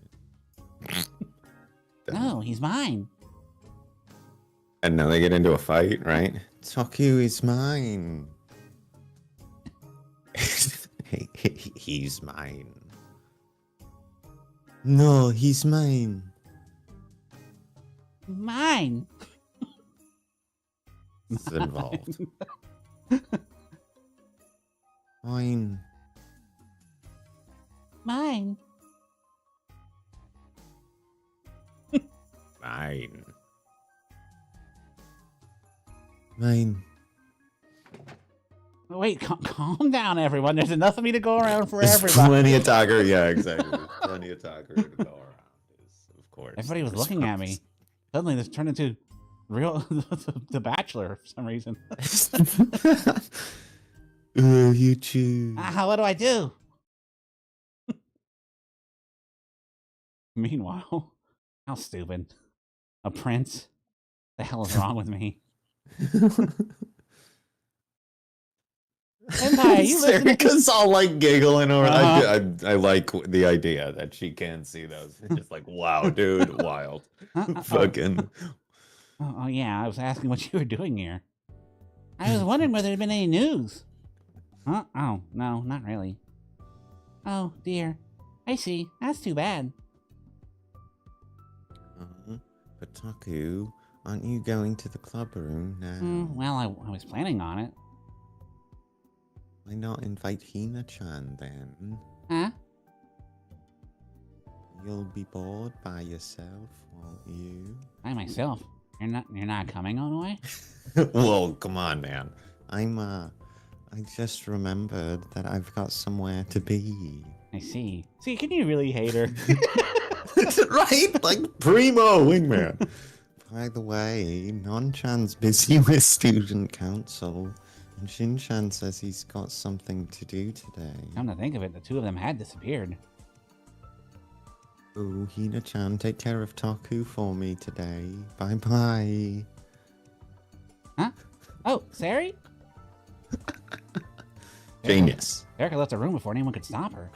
What exactly is she trying to do? Only me and Arimura were left. You don't have to worry about what Onoe said. What? Did you forget about my power, senpai? What's she talking about? Well, you'd probably be lonely in there by yourself. I guess I can come too. Hey, I wouldn't be lonely.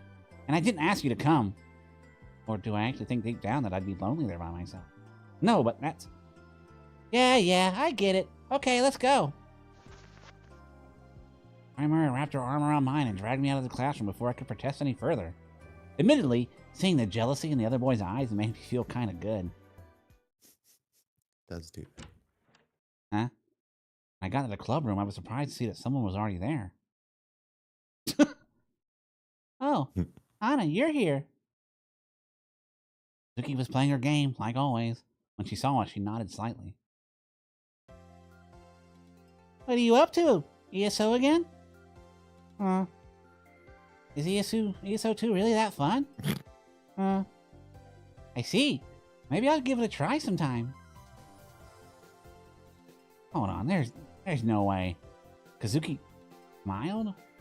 I'd seen her laugh when she found something funny on the night we stayed over for the school festival, but I'd never seen her smile so happily before. Not to mention, she'd been talking to Arimura yesterday too. Hey, when did you two get so close? When? You know the answer to that, right? Just recently. We started talking and realized we really got along, right? Maybe since Kazuki doesn't talk, it's easier for them to get along? Maybe 100%. they actually do make a good pair. So what do you guys usually talk about? Nothing special. Just things like what happens at school, or our private lives, or our pasts. It looked like Arimura's expression clouded over for a second. Well, it doesn't really matter. Does it really matter? Let's talk about the case. I got a call from that detective last night. Did he find something new? Nothing. The police are really useless when it counts, aren't they? She really hates the cops. Yeah. I see. Fuck yeah. Arimura. From what Sencho-san had told Arimura, the underground facility at H Tokyo General had totally disappeared. That in and of itself was a big development, but it also meant that all our clues were gone. And then there was that Yamazoe Uki girl. They were looking after her at that Frisia place, but all she did was cry. They couldn't get any information out of her, or even get her to explain who she was. Since Arimura had brought it up, I was hoping that there'd been some new development. I felt a little down. But that doesn't mean it's a good idea to start looking around on your own, senpai. And your power, you're not using it, are you? You don't need to tell me that. Things were calming down and we hadn't been attacked since then. But that didn't mean that the case was over. It looks like you're telling the truth. I'll give you a pat on the head. I knocked Arimura's hand away. Stop it. There'd be no point in lying over something like this. Well, I figured I had to bring it up anyway. I don't want that happening to anyone else I know. By that, she was probably referring to Kakita. He'd mentioned before that Kakita had been investigating the Giglomaniacs. He suspected that some huge organization was involved, but whether they were responsible for the crimes or if it was all that Ida Rico person, I didn't know. Either way, it was probably a good idea not to do anything until I knew. Anyway, shouldn't you give us a way to get a hold of you? Without a phone, if something happens, I won't be able to get a hold of you. We're in this together, right? In this together, huh? What's wrong? Nothing but... Trying to pull them digits. Yeah, you're right. I guess I do need to get one soon. I couldn't stay without a phone forever. Without one, I couldn't call for help if I needed it. All right, time for a shopping trip on Sunday. It's settled. You just don't get to decide that. And why Sunday? Because it's a good way to relax and it'll be fun, right? Fun? Wait, are you coming too? Well, I need to relax once in a while, you know. Why not go with your friends then? If by friends you mean the girls I hang out with all the time, then absolutely not. Why? Not fun. Yeah, I suppose it probably isn't a lot of fun when you know that your friends you're talking to are lying to you. Wait a second. Does that mean that when you're with me, you're having fun? Well, you know about my power. That actually makes things a lot easier for me. I mean, that's true. I can't lie since I know that she could tell when I'm doing it, and even if I do, I won't be able to keep it up. And that's exactly how I'm acting around her right now. But doesn't that mean that she could have fun with anybody who knows about her power? Then why don't we invite Hinae? Suddenly I felt a light impact on the back of my head. Ow! It was Kazuki! Idiot. I turned around. Wake the fuck up, moron!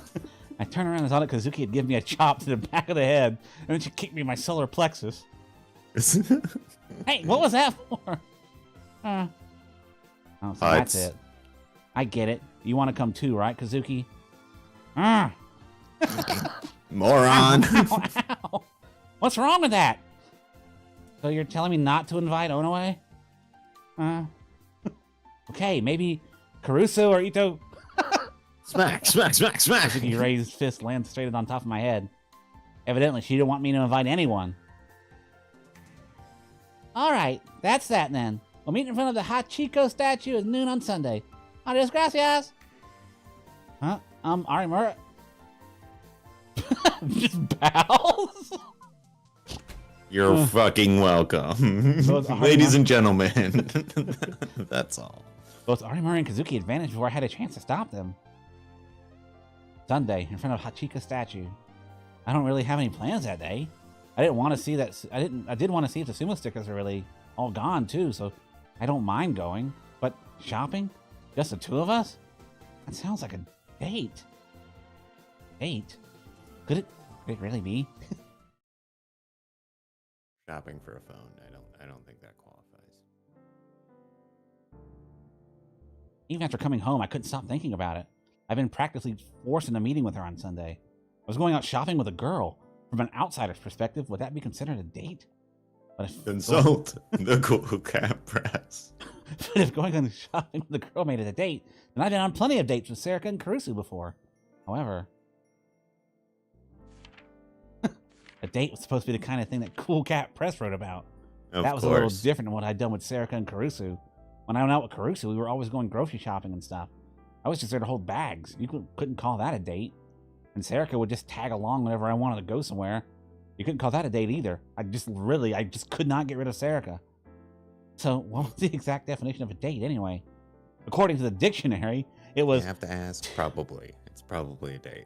Two members of the opposite sex meeting at a designated time, which meant that maybe all the things I've done so far weren't dates, and what I was doing Sunday was. Still, I couldn't get too far ahead of myself here. I'm not 100% certain it's a date yet. If I thought it was a date and she didn't, I'd end up looking like a fool. But if Arimura actually did think it was a date, and I couldn't escort her properly, I'd still look really stupid. Minamikita Sensei's column in Cool Cat Press always said that a man who couldn't make a woman happy was scum. Scum. It'll be fine. I am a normie, after all. This is actually a date. It'd be a good idea to get prepared. If it turns out not to be, I can just change my plans. If I can...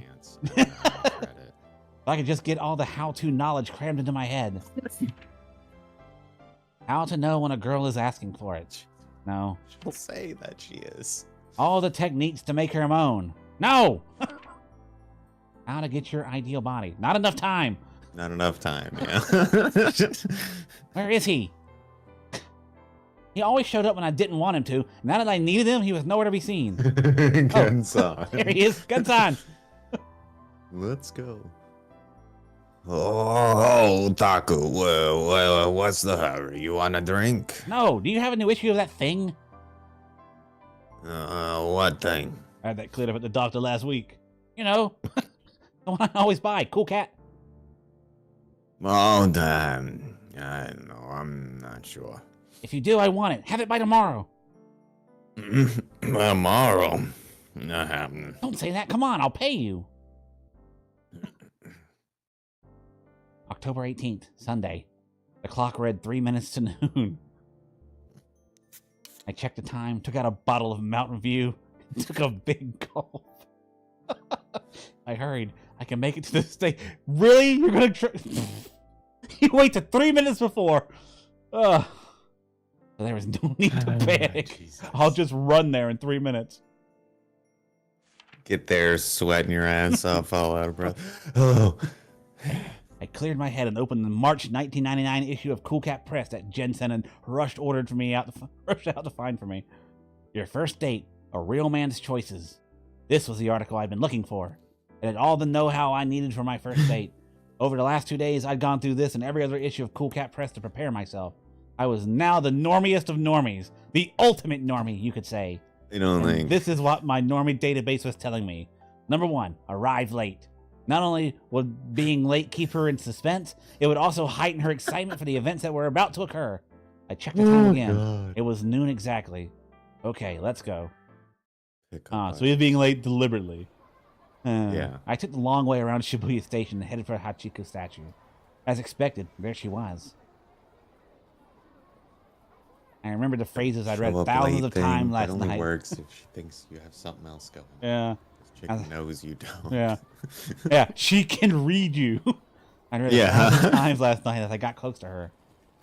You run up to her, out of breath, and say, I'm sorry, did you wait long? And then she'll say, no, I just got here. Cool Cat Press, March 1999 edition. Okay, here it goes. Michael Jordan. Oh, I'm sorry. Did you wait long? You're late. Huh? No, you're not supposed to say that. What are you thinking, Senpai? How can you keep a lady waiting?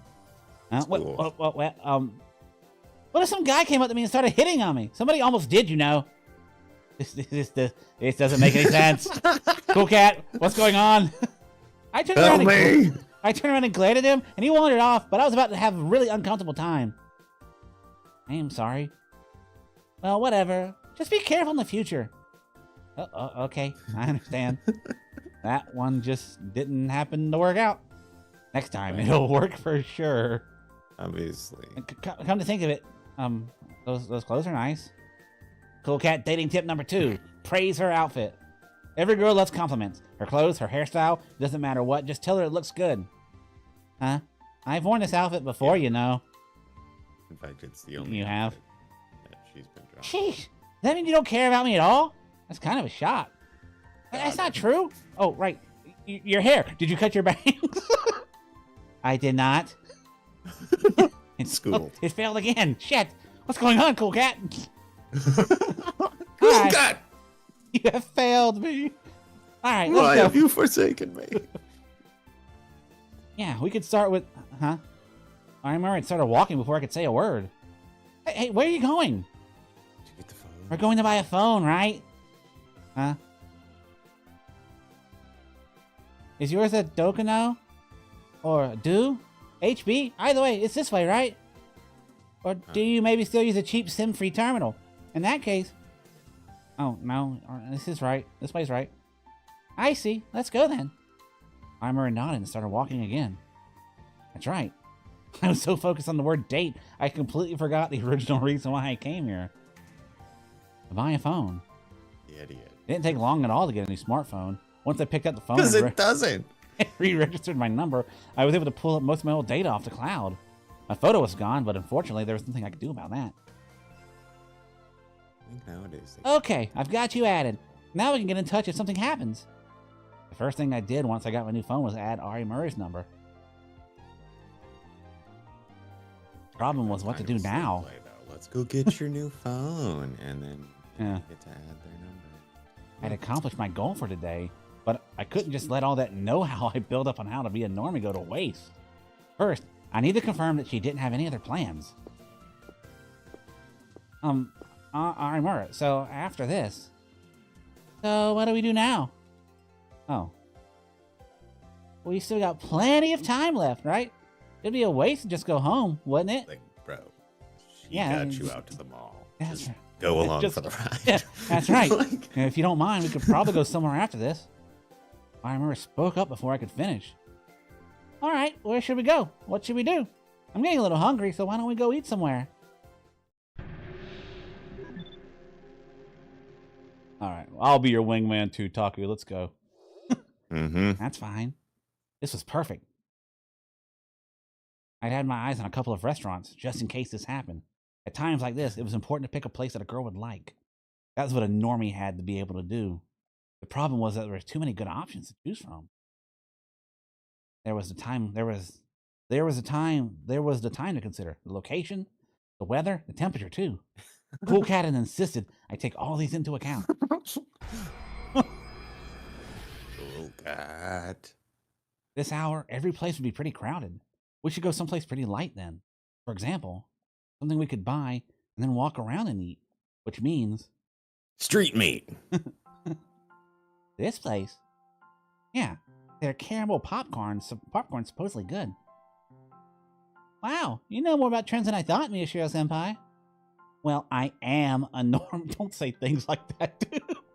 Out loud with your mouth. Ugh. Hold on, I'll go buy you some. Gross. Here you go. Wow, it smells so sweet. That looks great. Come on, let's eat. A meal. Let's eat. Nom. It's so good. What is this? It's delicious. Right? I hadn't spent the last 2 days doing research for nothing. Solid work, though. Game. Yeah. Like. You have some too here. You have some too. Here, say ah. Well, is it good? Yeah, it's good. I was stammering. All right, now it's your turn, Senpai. Huh? Oh. No, don't mimic her. Throw a piece of popcorn. Oh my God! Nice. Oh, that's good. Ah, yes. Neurodivergence. Why is this so exciting? This is totally different from what going shopping with Serika and Kurusu. Is this what a date's like? Oh, your hands are covered in popcorn dust. Oh shit. Oh, you're right. Here, let me see. You can't do that in public. Remember, this is the delusion. Before I can even think about I what mean, she you meant, can do that in she public. grabbed my hand and stuck my fingers in her mouth. Smooch. Now they're clean. Do normies actually do this sort of thing all the time? Hey, Senpai, I want you to come shopping with me. Shopping? Okay. Yes. Actually, there was something I was thinking about buying. Oh my God. Something he was thinking about buying.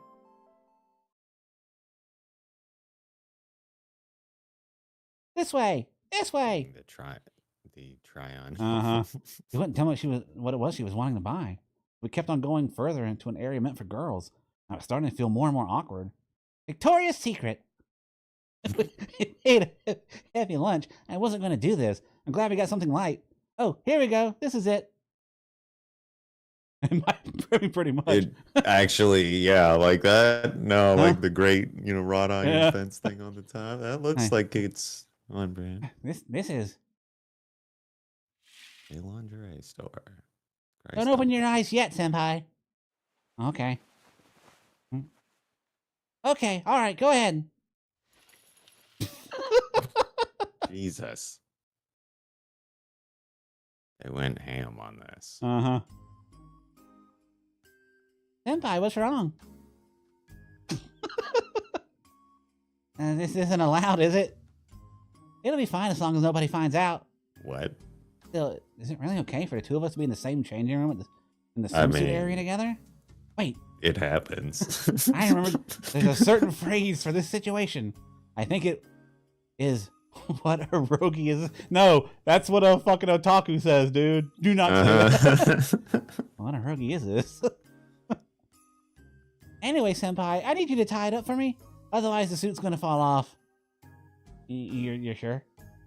You need to do it quickly or... Yeah! Oh God.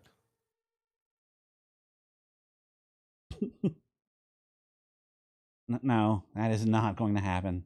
But maybe, just maybe, something similar might happen. What kind of food do you want? There's plenty of places around here. I'll let you choose. I see. Caramel corn. I want popcorn. I recall the map I tried cramming into my head. All right, let's go here. This place? Huh? I was sure that it was here. Schooled. Where I thought I would find an Italian restaurant with a delicious lunch menu, I instead found a ramen place. And there was a Good big choice. line, too. Oh. Ramen, huh? Well, I mean, I like ramen, but I don't know about this line. Yeah. This doesn't make sense. Oh, right. There's another place up here. Right up this way. Womp. Currently remodeling. I didn't say that online. I started to get a bad feeling. My reputation as a right-sider was in danger. Wait, there's still more? I think I want to go to the place where we always go. You mean Wax? They've got a monthly lunch special, right? I haven't had the one for this month yet. It's just you peasants. I see that you two are together this time. Your usual seat is open. The waitress let us inside, curtly as ever. A Mountain View and orange juice and 2 monthly lunch specials. Wait one moment. Ended up coming here? Huh? You always feel safer going for some place you know, right? Yeah. Are you feeling down? Down? Why would I be feeling down? Because it didn't go like you planned. You tried complimenting me, walking on the side of the sidewalk, facing the road, looking into popular restaurants. No, as a normie, I had all that memorized already. I didn't have to do any special research. So you did, huh? All right. Love it. I'm talking to Arimura. There's no point in trying to lie. Well, I thought so. You were so different than usual. Come to think of it, Arimura did say something similar before. Why is that easy to figure out? Incredibly easy. But that's what I like about you. You don't have to try, or you don't have to try and make me feel better. Nobody wants to hear that they're easy to figure out. I'm not trying to make you feel better. If nothing else, it's great because I can relax when I'm around you. I'm saying you're simple. Does that mean... Oh, hey, lunch is here. Here's what you ordered. Now eat. It looks really good. Let's eat. Senpai, you're not going to eat? No, I'm not going to eat. No, I'm going to eat. How was I supposed to interpret what she just said? I kept thinking throughout the rest of lunch, but I never came up with an answer. You've still got time, right, Senpai? Can we hang out a little more? Yeah? Don't get so tense. We don't have to do anything special. We can just be natural. Natural! And so, I ended up walking around the city of Shibuya with Arimura without doing a single item on my date plan. Hey, that's kind of cute, isn't it? Was there any point in just wandering around with no plans or goals? I wasn't sure, but... What kind of clothes do you like, Senpai? Ones that show lots of skin? No, they're... Well, I don't dislike them. Thank you for your honesty. I was surprised to find that part of me was enjoying it. Maybe that was just because there was no point in trying to pretend to be someone that I wasn't when I was with Arimura. Aw. I mean, I literally can't be someone because she'll know. Yeah, right. Like, you can't lie. Where should we go next?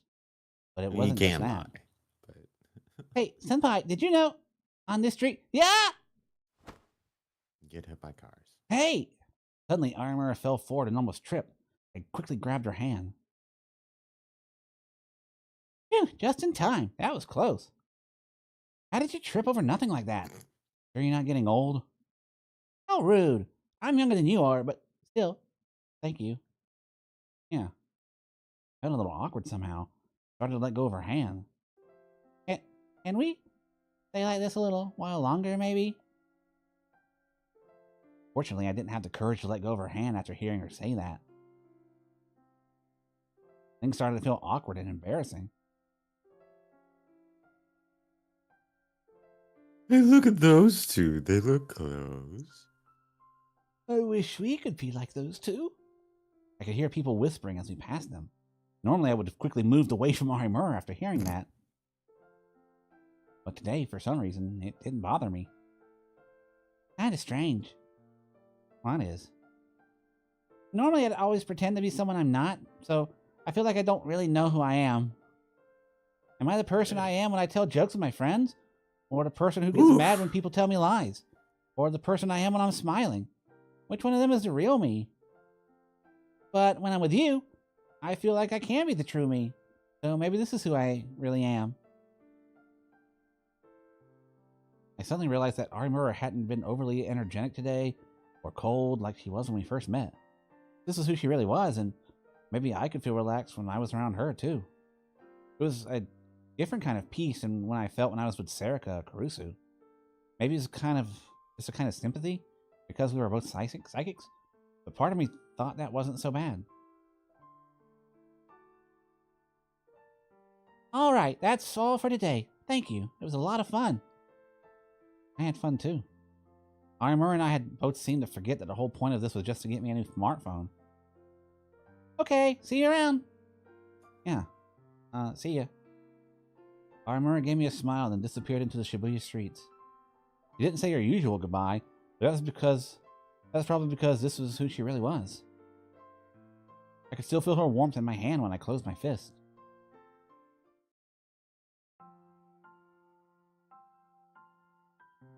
Arimura Hinae said her goodbye and walked for a while before turning back. She could still see Miyashiro Takaru standing in the crowd. What she just told Takaru was how she really felt. Until now, whenever she'd been talking to a friend or to a boy, she'd always pretended to be someone she wasn't. It wasn't the same with her uncle's family, who she was staying with. Her uncle and his wife were basically good people, but she knew that at times they felt sick of her. She knew all too well that other people's feelings could be like a knife in your heart. And when they were good people, that only made it worse when she found out that they didn't really mean what they said.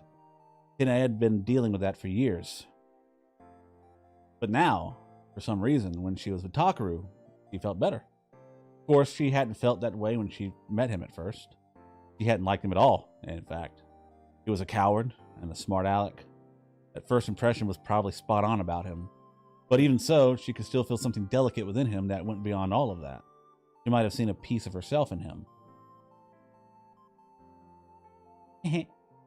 The way he panicked, or tried to force himself to pretend that he was calm, she found herself laughing when she remembered that, and she laughed when she saw herself laughing. To Arimura, these were all new experiences. She should have been exhausted from all the walking she'd done today, but surprisingly, her steps were light and quick. And that was why she was sure that someone else had done it. Huh?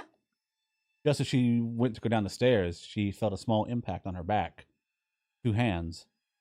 By the time she realized she was in danger, she'd already missed a step. Oh, shit. Ah!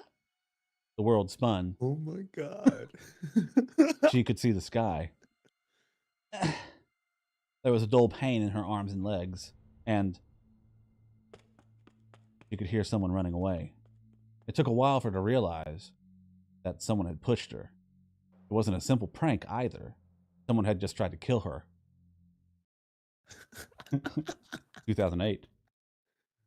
Ah. Bad. Dad? Hinae, what's wrong? You're not gonna eat? Oh my, I made all your favorites today too. What's wrong, Hinae? You not feeling well?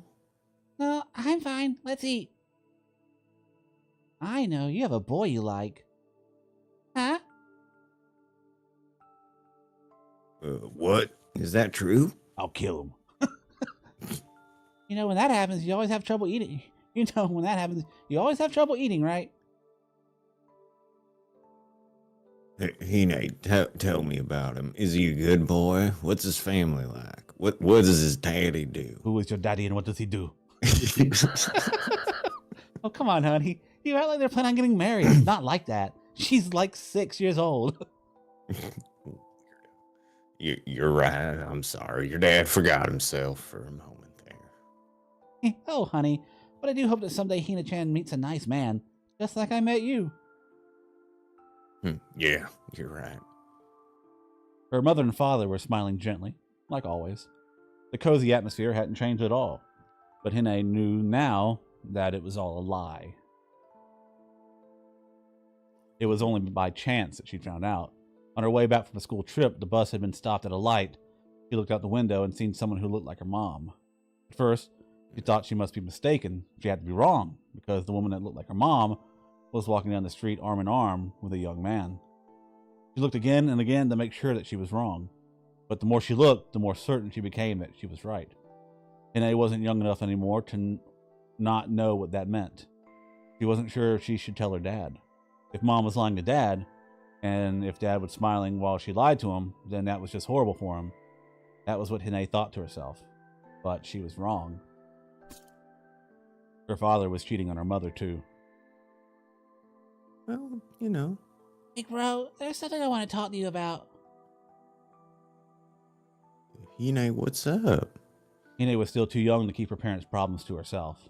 The only person she could rely on was her big brother Shingo. She told her brother everything. About mom, about dad. Of course, he'd been shocked. At least, that's what she thought. So she was totally surprised by his next words. I see. So, you found out too. Huh? Yeah, they got what's called an open marriage. Her brother knew.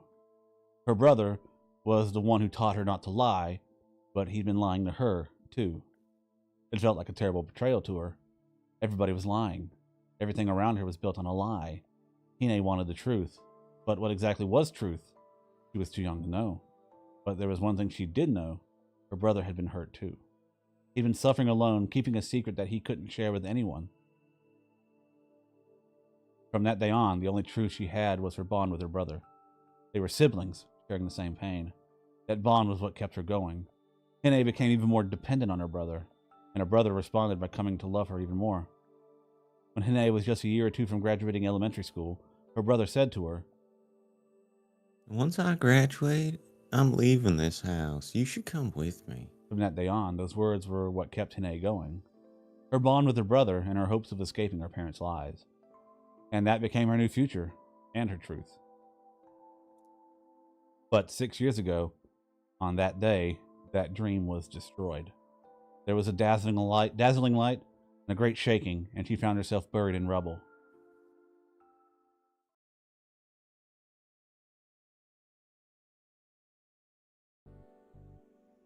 By the time the week was over, the return of New Gen Madness had been forgotten. Everyone was talking about some counterfeit food labeling that had happened last week.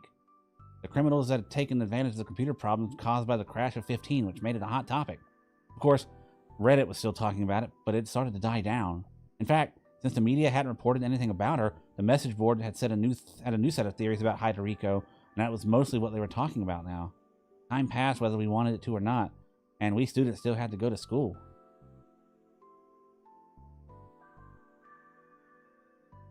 Hey, Mishiro.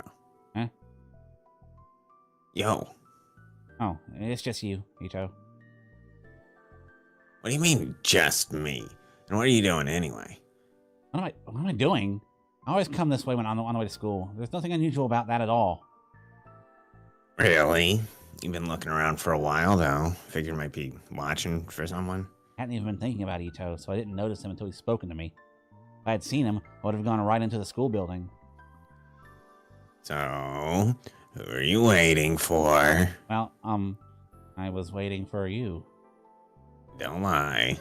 For me? Has there been some new development in the case? No, not really. Then what? It's Arimura. Huh? I turned around and saw Arimura right behind me. No, Oh. it's literally Arimura. No, like she's right there. Oh. Hey, Arimura. Huh? Oh, Ito-senpai. Arimura? Ciao? Hello, Miyashiro-senpai. I raised my hand like an idiot. The morning autumn wind felt cold against it. Huh? I forced myself to match her greeting. Why is she being so cold? What happened to your hand? I looked at her hand and saw there was a bandage wrapped around it under her sleeve. Well, I tripped on the stairs. I looked closer and saw that she was concealing some purple bruises with foundation. Anyway, I'll be going. Arimura seemed a little out of it as she said goodbye and headed into the school building. What's her problem? She's always so rude.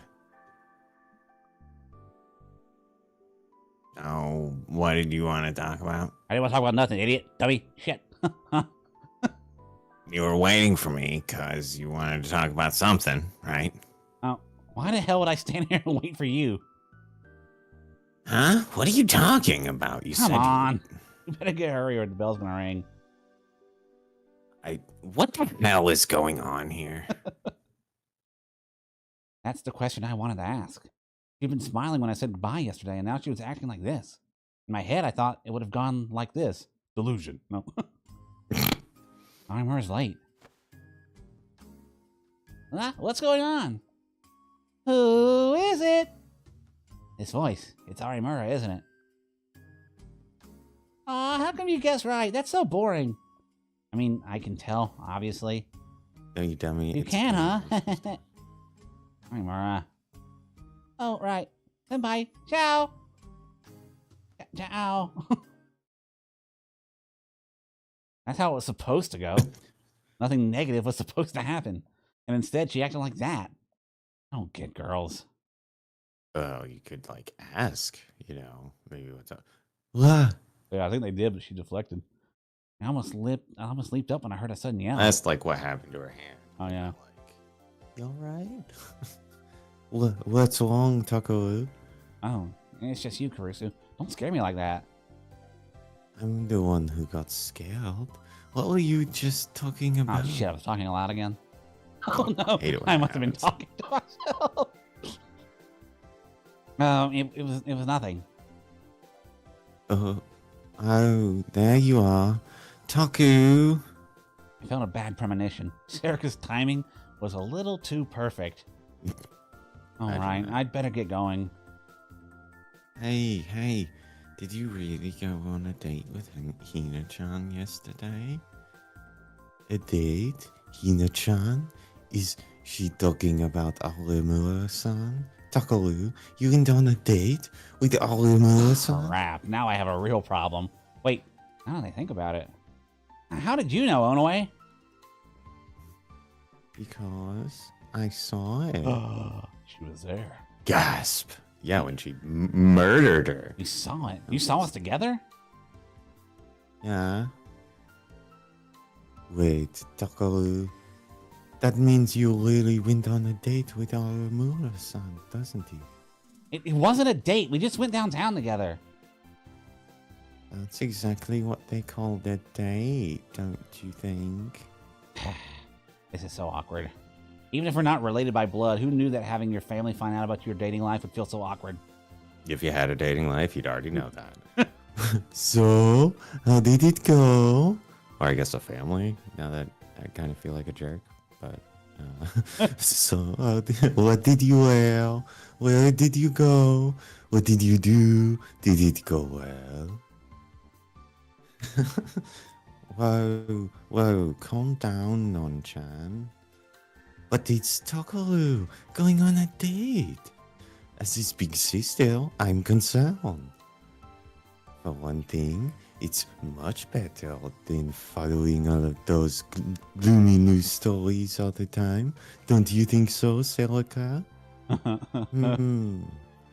If that's what Taku wants. What Taku wants, Taku gets. Yeah, furtive line there. What the hell is going on here? I know that girls like to talk about romance, but I didn't think they'd like to talk about it this much. They're winding you up, Takaru. So, Takaru, how did it go? How did it go? We just hung out for a while. That's no good. You can't just hang out.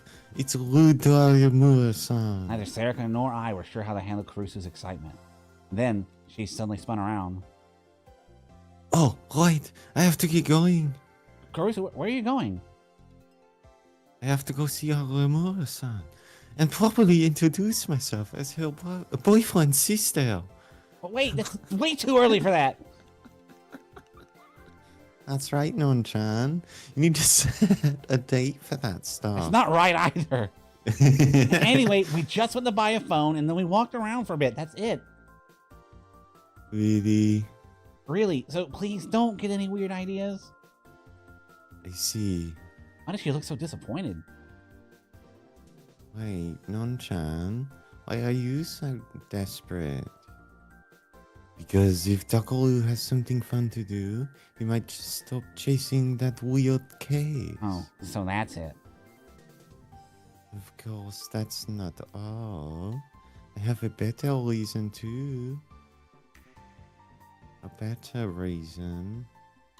It's because, you know, Arimura-san is in kind of a similar position to us. Similar position? What do you mean? You didn't know? Her parents are alive, but her apartment collapsed during the earthquake, and her brother... Her brother? The one that was friends with Kakita? Now, her parents both live a little bit outside of Tokyo. She lives with some relatives nearby and goes to school from their home. But I heard from a girl who went to school at the same elementary school as hers that she really loved her brother. And after he died, she got really depressed. I had no idea that Arimura had a past like that. It's not that I'm trying to pity her. I just want her to hang in there too. Suddenly grabbed me by the hands and looked straight into my eyes. If there's something you want advice on, come to me, okay? Got it? Yeah.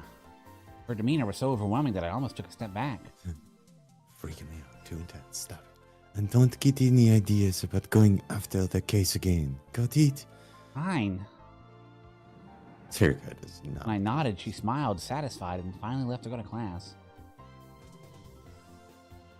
Wow, Non-chan really scared me. Oh, scared you, huh? Hmm. Well, it's your fault for bringing that up in the first place. Is it? It is. But Taku, are you sure there's nothing going on between you and Hina-chan? No, there isn't. Taku. At least, not from the way she was acting this morning. Yeah, that's right. Stupid to get so excited just because I hung out with a girl once. I mean, that's a smart, you know, play it safe. I mean, yeah, but also, like, that was a date. It definitely was a date. Change weird. Just go ask if she's okay, you idiot. She fell down the stairs. Like, dude, you... Yeah. Not in front of other people, but you're like, hey, like, are you all right? Yeah, we left things pretty good, I thought, yesterday. Now you're acting like this. What's up? No, you're covered in bruises. You were fine the last time I saw you. Is everything okay? Right. Basic human compassion. We just went shopping together. If I get excited and start obsessing over dating and girlfriends, I'll be no different than half the idiots in the school. I'm not like those wrong-siders who spend every minute of the day thinking about girls. I spend most of my days gathering information. I felt bad for Karusu, but I was starting to get a little bored with the situation anyway. Everybody seemed to think that the arrest of Haidoriko meant that the case was winding down, but I couldn't be sure that it was over. If Haida was responsible for all the murders, then why didn't she have to kill all those people? Was it just because they were psychics? Or was she working for some organization? And how did she kill them? Why didn't she use her pyrokinesis? There were still tons of questions. I didn't have time to obsess over every little thing some girl did. He said while obsessing. Which meant that I had work to do. I had to go over the case again. If I was the head of the journalism club, I had to act like a journalist. Right. I opened the door to the club room, ready to get started. Ciao, senpai! Arimura, what are you doing here? I was waiting for you, of course. I figured I would find you if I came here. You came to see me? Yes. I see. No. I gotta focus on the case. I just told myself I didn't have time to waste on girls. I'm sorry about this morning. I was thinking about something and I got distracted. I was pretty rude, wasn't I? No, not real. Wait. There's no point in lying to Arimura. Yeah, I mean, a little, yeah. I've kind of been obsessing about her all day. Yeah, right. But I had a good reason. Reason? Well, I said I got hurt, remember? Arimura rubbed the skin above her. Ass. Didn't even ask. Arimura rubbed the skin above her knees and winced a little. I could still see a bandage under her sleeve. It didn't look that bad, but maybe she was worse off than she looked. You said you tripped on a staircase? You're okay, right? Yeah, I wasn't hurt that badly, but it felt like someone pushed me. Pushed you? You mean like pushed you down the stairs? Who? Oh, well, I mean, it just kind of felt that way, so I can't be sure. But it kept bothering me, so I was really distracted this morning. I'm sorry. So, what about after you were pushed? You weren't attacked or anything? That's right. I just fell down the stairs, and when I looked up, no one was there. See. Someone really did push her, then who could have done it? Did it have something to do with the case? Well, if it was, then that'd be pretty sloppy on the culprit's part, at least compared to the other cases. Just a coincidence, then? Or maybe Arimura is just mistaken. Anyway, I'm heading off. Arimura picked up her bags and started to walk to the door. Huh? You're leaving? Yeah, I just wanted to apologize for this morning. Alright. If you want, I can stay a little longer, maybe. Oh my god. Huh? Dude. Or should I just go? No, you can stay, but... Really? I'm glad. Don't fuck this up, Taku! Shit! Get it together. I started to feel awkward, but it wasn't a bad awkward. It wasn't all that bad at all. It was kind of nice. Oh, right, your injury. Huh? You said it wasn't anything bad. Was that true? Oh, right. I'm fine. See? Arimura lifted up her skirt to show me. There's a lot of this. Of course, that's the trigger. A lot of his delusions involve seeing I saw. more of Arimura. I've actually been planning on telling you this for a while. I'm actually a boy. I was stunned. I didn't expect to see a bulge beneath Arimura's skirt. but in my heart, I'm a girl. Believe me. Well, I guess after what I've seen, I have to believe. You're just the person I thought you were, Miyashiro-senpai. You're so nice. Am I? Yes. Miyashiro-senpai. Arimura looked straight into my eyes. She was a girl, no matter how you looked at her. But her body. What? If you're okay with who I am, make me your lover. I looked closely and saw that her shoulders were shaking. It had probably taken all of her courage to say that. And I said, Senpai? Sounds great to me. Huh?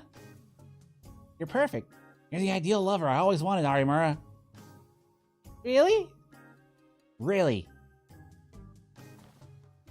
I'm so happy. Arimura leapt forward and grabbed me.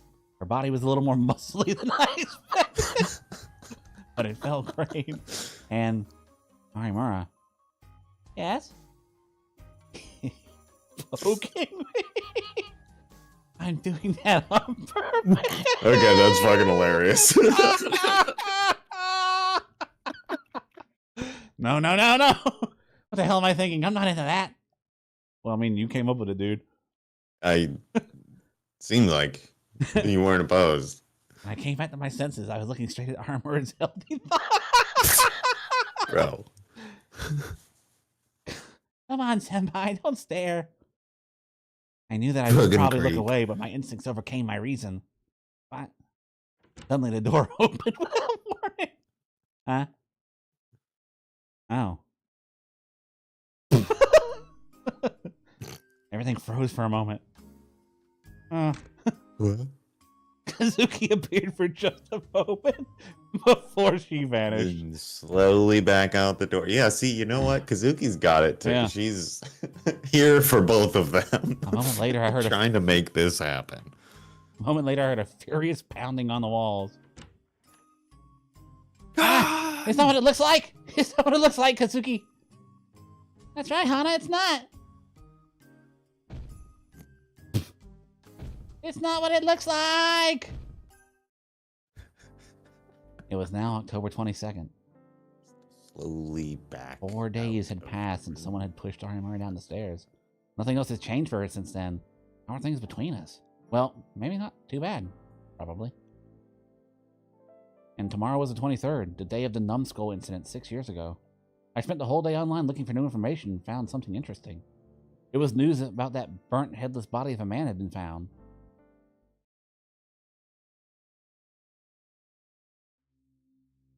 You're really going? You don't want to come, you don't have to. Arimura's expression was clouded, but she shook her head. After school that day, we'd gone to visit none other than Kunisana-san. I wasn't very happy about the idea, but it was the best way to find out about the news I'd seen this morning. Of course, Senjo-san probably knew more about the case, but he worked for the police. Even though he'd been attacked by Haida before, he probably wouldn't be willing to give us the latest information. But Kunisada-san had built up a relationship of trust with the police. And it looked to me like between the two, he had the upper hand in their relationship, in her relationship with Senjo-san, which meant that she might know something. Okay, here we go, but are you sure about this? I asked Arimura one last time before we went inside. I mean, this is a girl's apartment, right? You're really planning on going in there alone? I mean, sure, she'd probably be more likely to listen to me if there was another girl with me, but I really didn't like it her either, but honestly, I didn't really want to rely on her help. I had no choice if I wanted that information. Besides, I wasn't really relying on her help, I was just using her. That's not what I mean. What do you mean? I mean, oh, never mind. Hey, you don't even know where her room is, do you? Arimura stormed ahead of me angrily, followed her into the apartment building. Who's there? It's me, Amiya Shiratakaru. Come in. Kunisada-san let us in much easier than I thought she would. I've been worried she'd turn us away at the door, but I guess I've been wrong. Don't mind the mess. Her room was still in terrible shape. I could see the Shibuya news screen on her PC. It looked like she was editing something. So you'll hear about the burnt body, right? Kunisada-san spoke before we even had a chance. How could you tell? Two gigalomaniacs have kindly come all this way to my tiny little apartment. I can't think of any other reason why you'd bother. She's always so sarcastic. As you suspected, we thought you might have had some information on the body that was found last night. And there was no point in pissing her off if it didn't mean getting the information we needed. I quickly moved between them.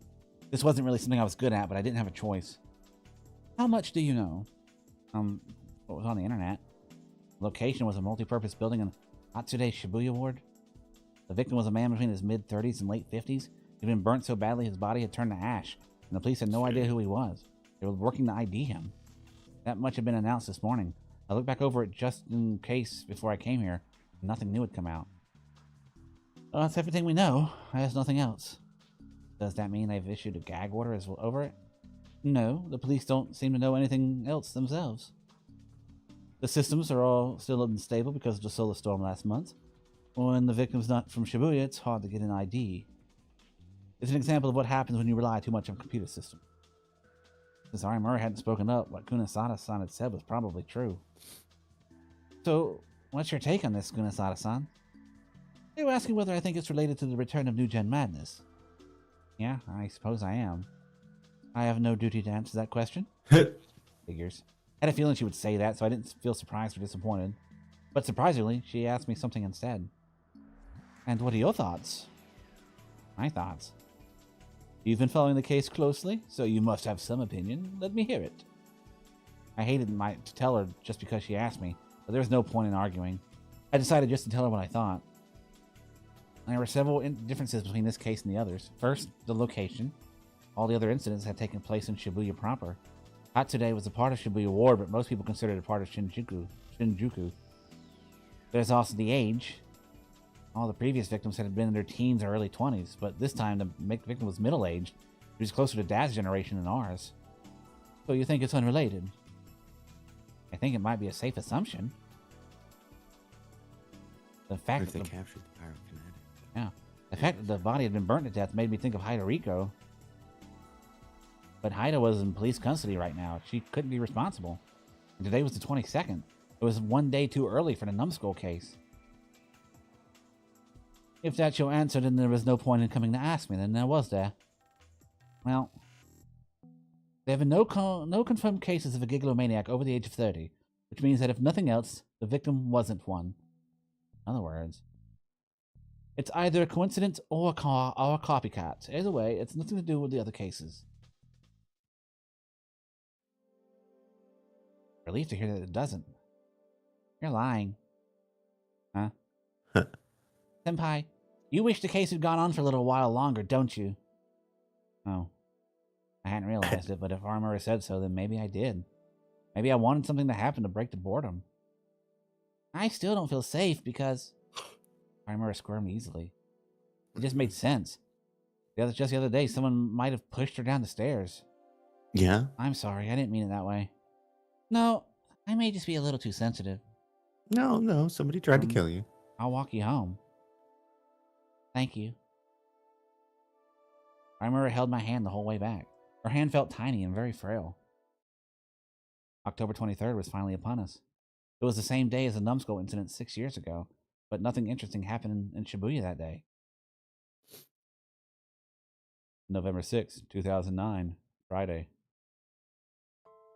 Arimura Hinae was in downtown Shibuya when it happened. Her brother's birthday was coming up in a week. What should she get him for a present?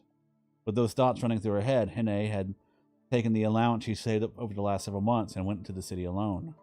Every year, she and her brother would both celebrate each other's birthdays, just the two of them. Hinae would give her brother a present, and he'd say thank you and give her something back, even though it wasn't her birthday. It always made her so happy. What should she get him this year? She wanted to get him something he would keep forever. Something he could wear. Something he could wear would be best. Clothes were outside her budget, and gloves or a muffler would only be useful in the winter. What about a wallet? Wallet she could do. Just when she decided to go into a slightly grown-up department store, the huge earthquake struck Shibuya. It was the disaster they called the Shibuya earthquake. Hinae didn't really remember the moment it happened. 1 second, there was a bright light that flooded her field of vision, and the next second, everything had changed. The walls of the building had collapsed. The asphalt had split open. And here and there, she could hear people moaning in pain. It was like something out of a dream or a nightmare. She didn't know what had happened. She quickly dialed her brother, but not only did he not pick up, she couldn't even hear it ring. Since she had nothing else to do, she decided to head for home. Only when she stood up did she realize that she'd been hurt all over. Her knees were cut open, she'd hit her back, she'd scraped her cheeks against the ground, and all of Shibuya was in panic. The buildings looked like they could fall down at any moment. A car had smashed into a store and was giving off black smoke. Everyone in Shibuya was running to the station in search of a way out. It was hard for tiny little Hina to go against the crowd, and she was almost pushed down many times as she headed for home. She didn't honestly remember how long it took her to get back to the condo where she lived. She just remembered that she felt so tired. But when she saw her condo building, all that exhaustion vanished. The building hadn't collapsed, but it was tilting and looking like it could fall over at any moment. The people who had escaped from inside were standing a good ways away and looking up at it. Some people tried to go inside to get their valuables, others tried to stop them. She saw her parents there. Dad! Mom! Hina-chan!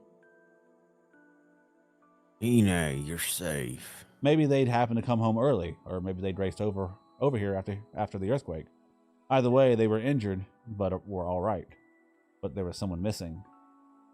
Hey, there's Big Bro. She looked around, but didn't see him anywhere.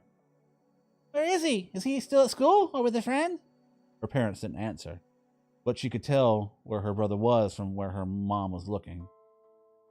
No way. The condo building was tilted to fall over at any time.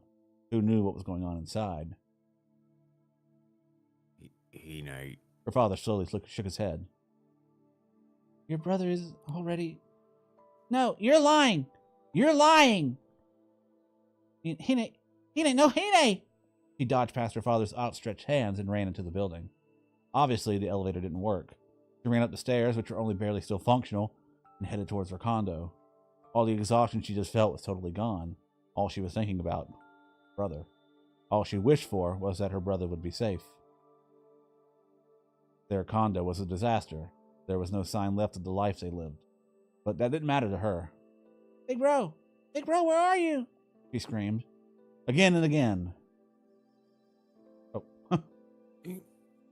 She heard a small moan from under the rubble. She ran over and saw her brother. Big bro! He was alive.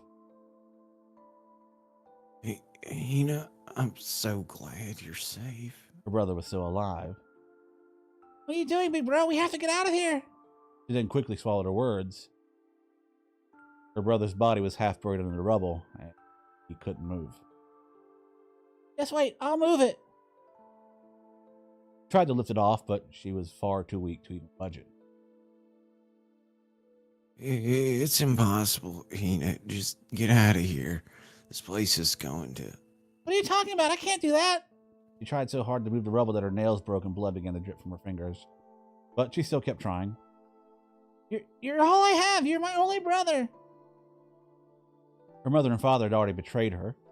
The one bond she had left, the one truth she had left, was her brother. It was the one thing that kept her going. However... I'm sorry, Hina, but you're wrong. She didn't know why her brother was suddenly apologizing. We're not exactly brother and sister. You and I aren't full siblings. It was a sudden confession. What was he talking about? They weren't full siblings? What did he mean? He kept talking, even though Hinae didn't understand what he was saying. You know, you aren't Mom and Dad's daughter. Your father's another man. You're lying. Suddenly the whole world went black. I've always thought that I shouldn't tell you. I should hide it until you grew up, but... What? Oh. But I'm so... Big bro. Sorry, Hina, for never telling you. It was a shock. She wasn't her mom and dad's daughter. Her brother wasn't her real brother. But the biggest shock to Hinae was that her brother had been lying to her. After all the times he had told her not to lie. He said he wouldn't lie to her anymore, but he'd been concealing something so important from her all along. She couldn't believe it. No, no more. It was a cry from her heart. Somebody tell me. Please, somebody tell me the truth. And a wish was granted. And then she saw something in the corner of her eye. It was twisted and beautiful. It was like some kind of enchanting creature, but cold, like something inorganic. It looked like something similar to a sword.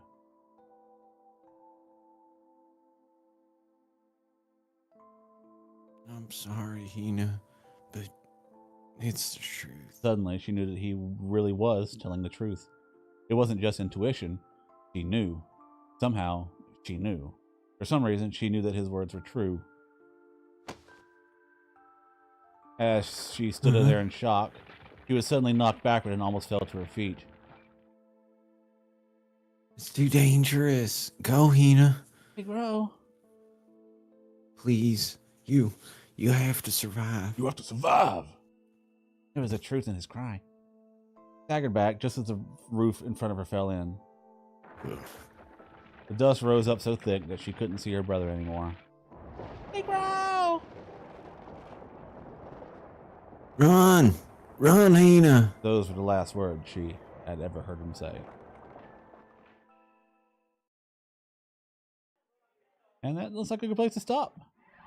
I was gonna say, is it, yeah, I don't know how much it's got left, I suppose, but,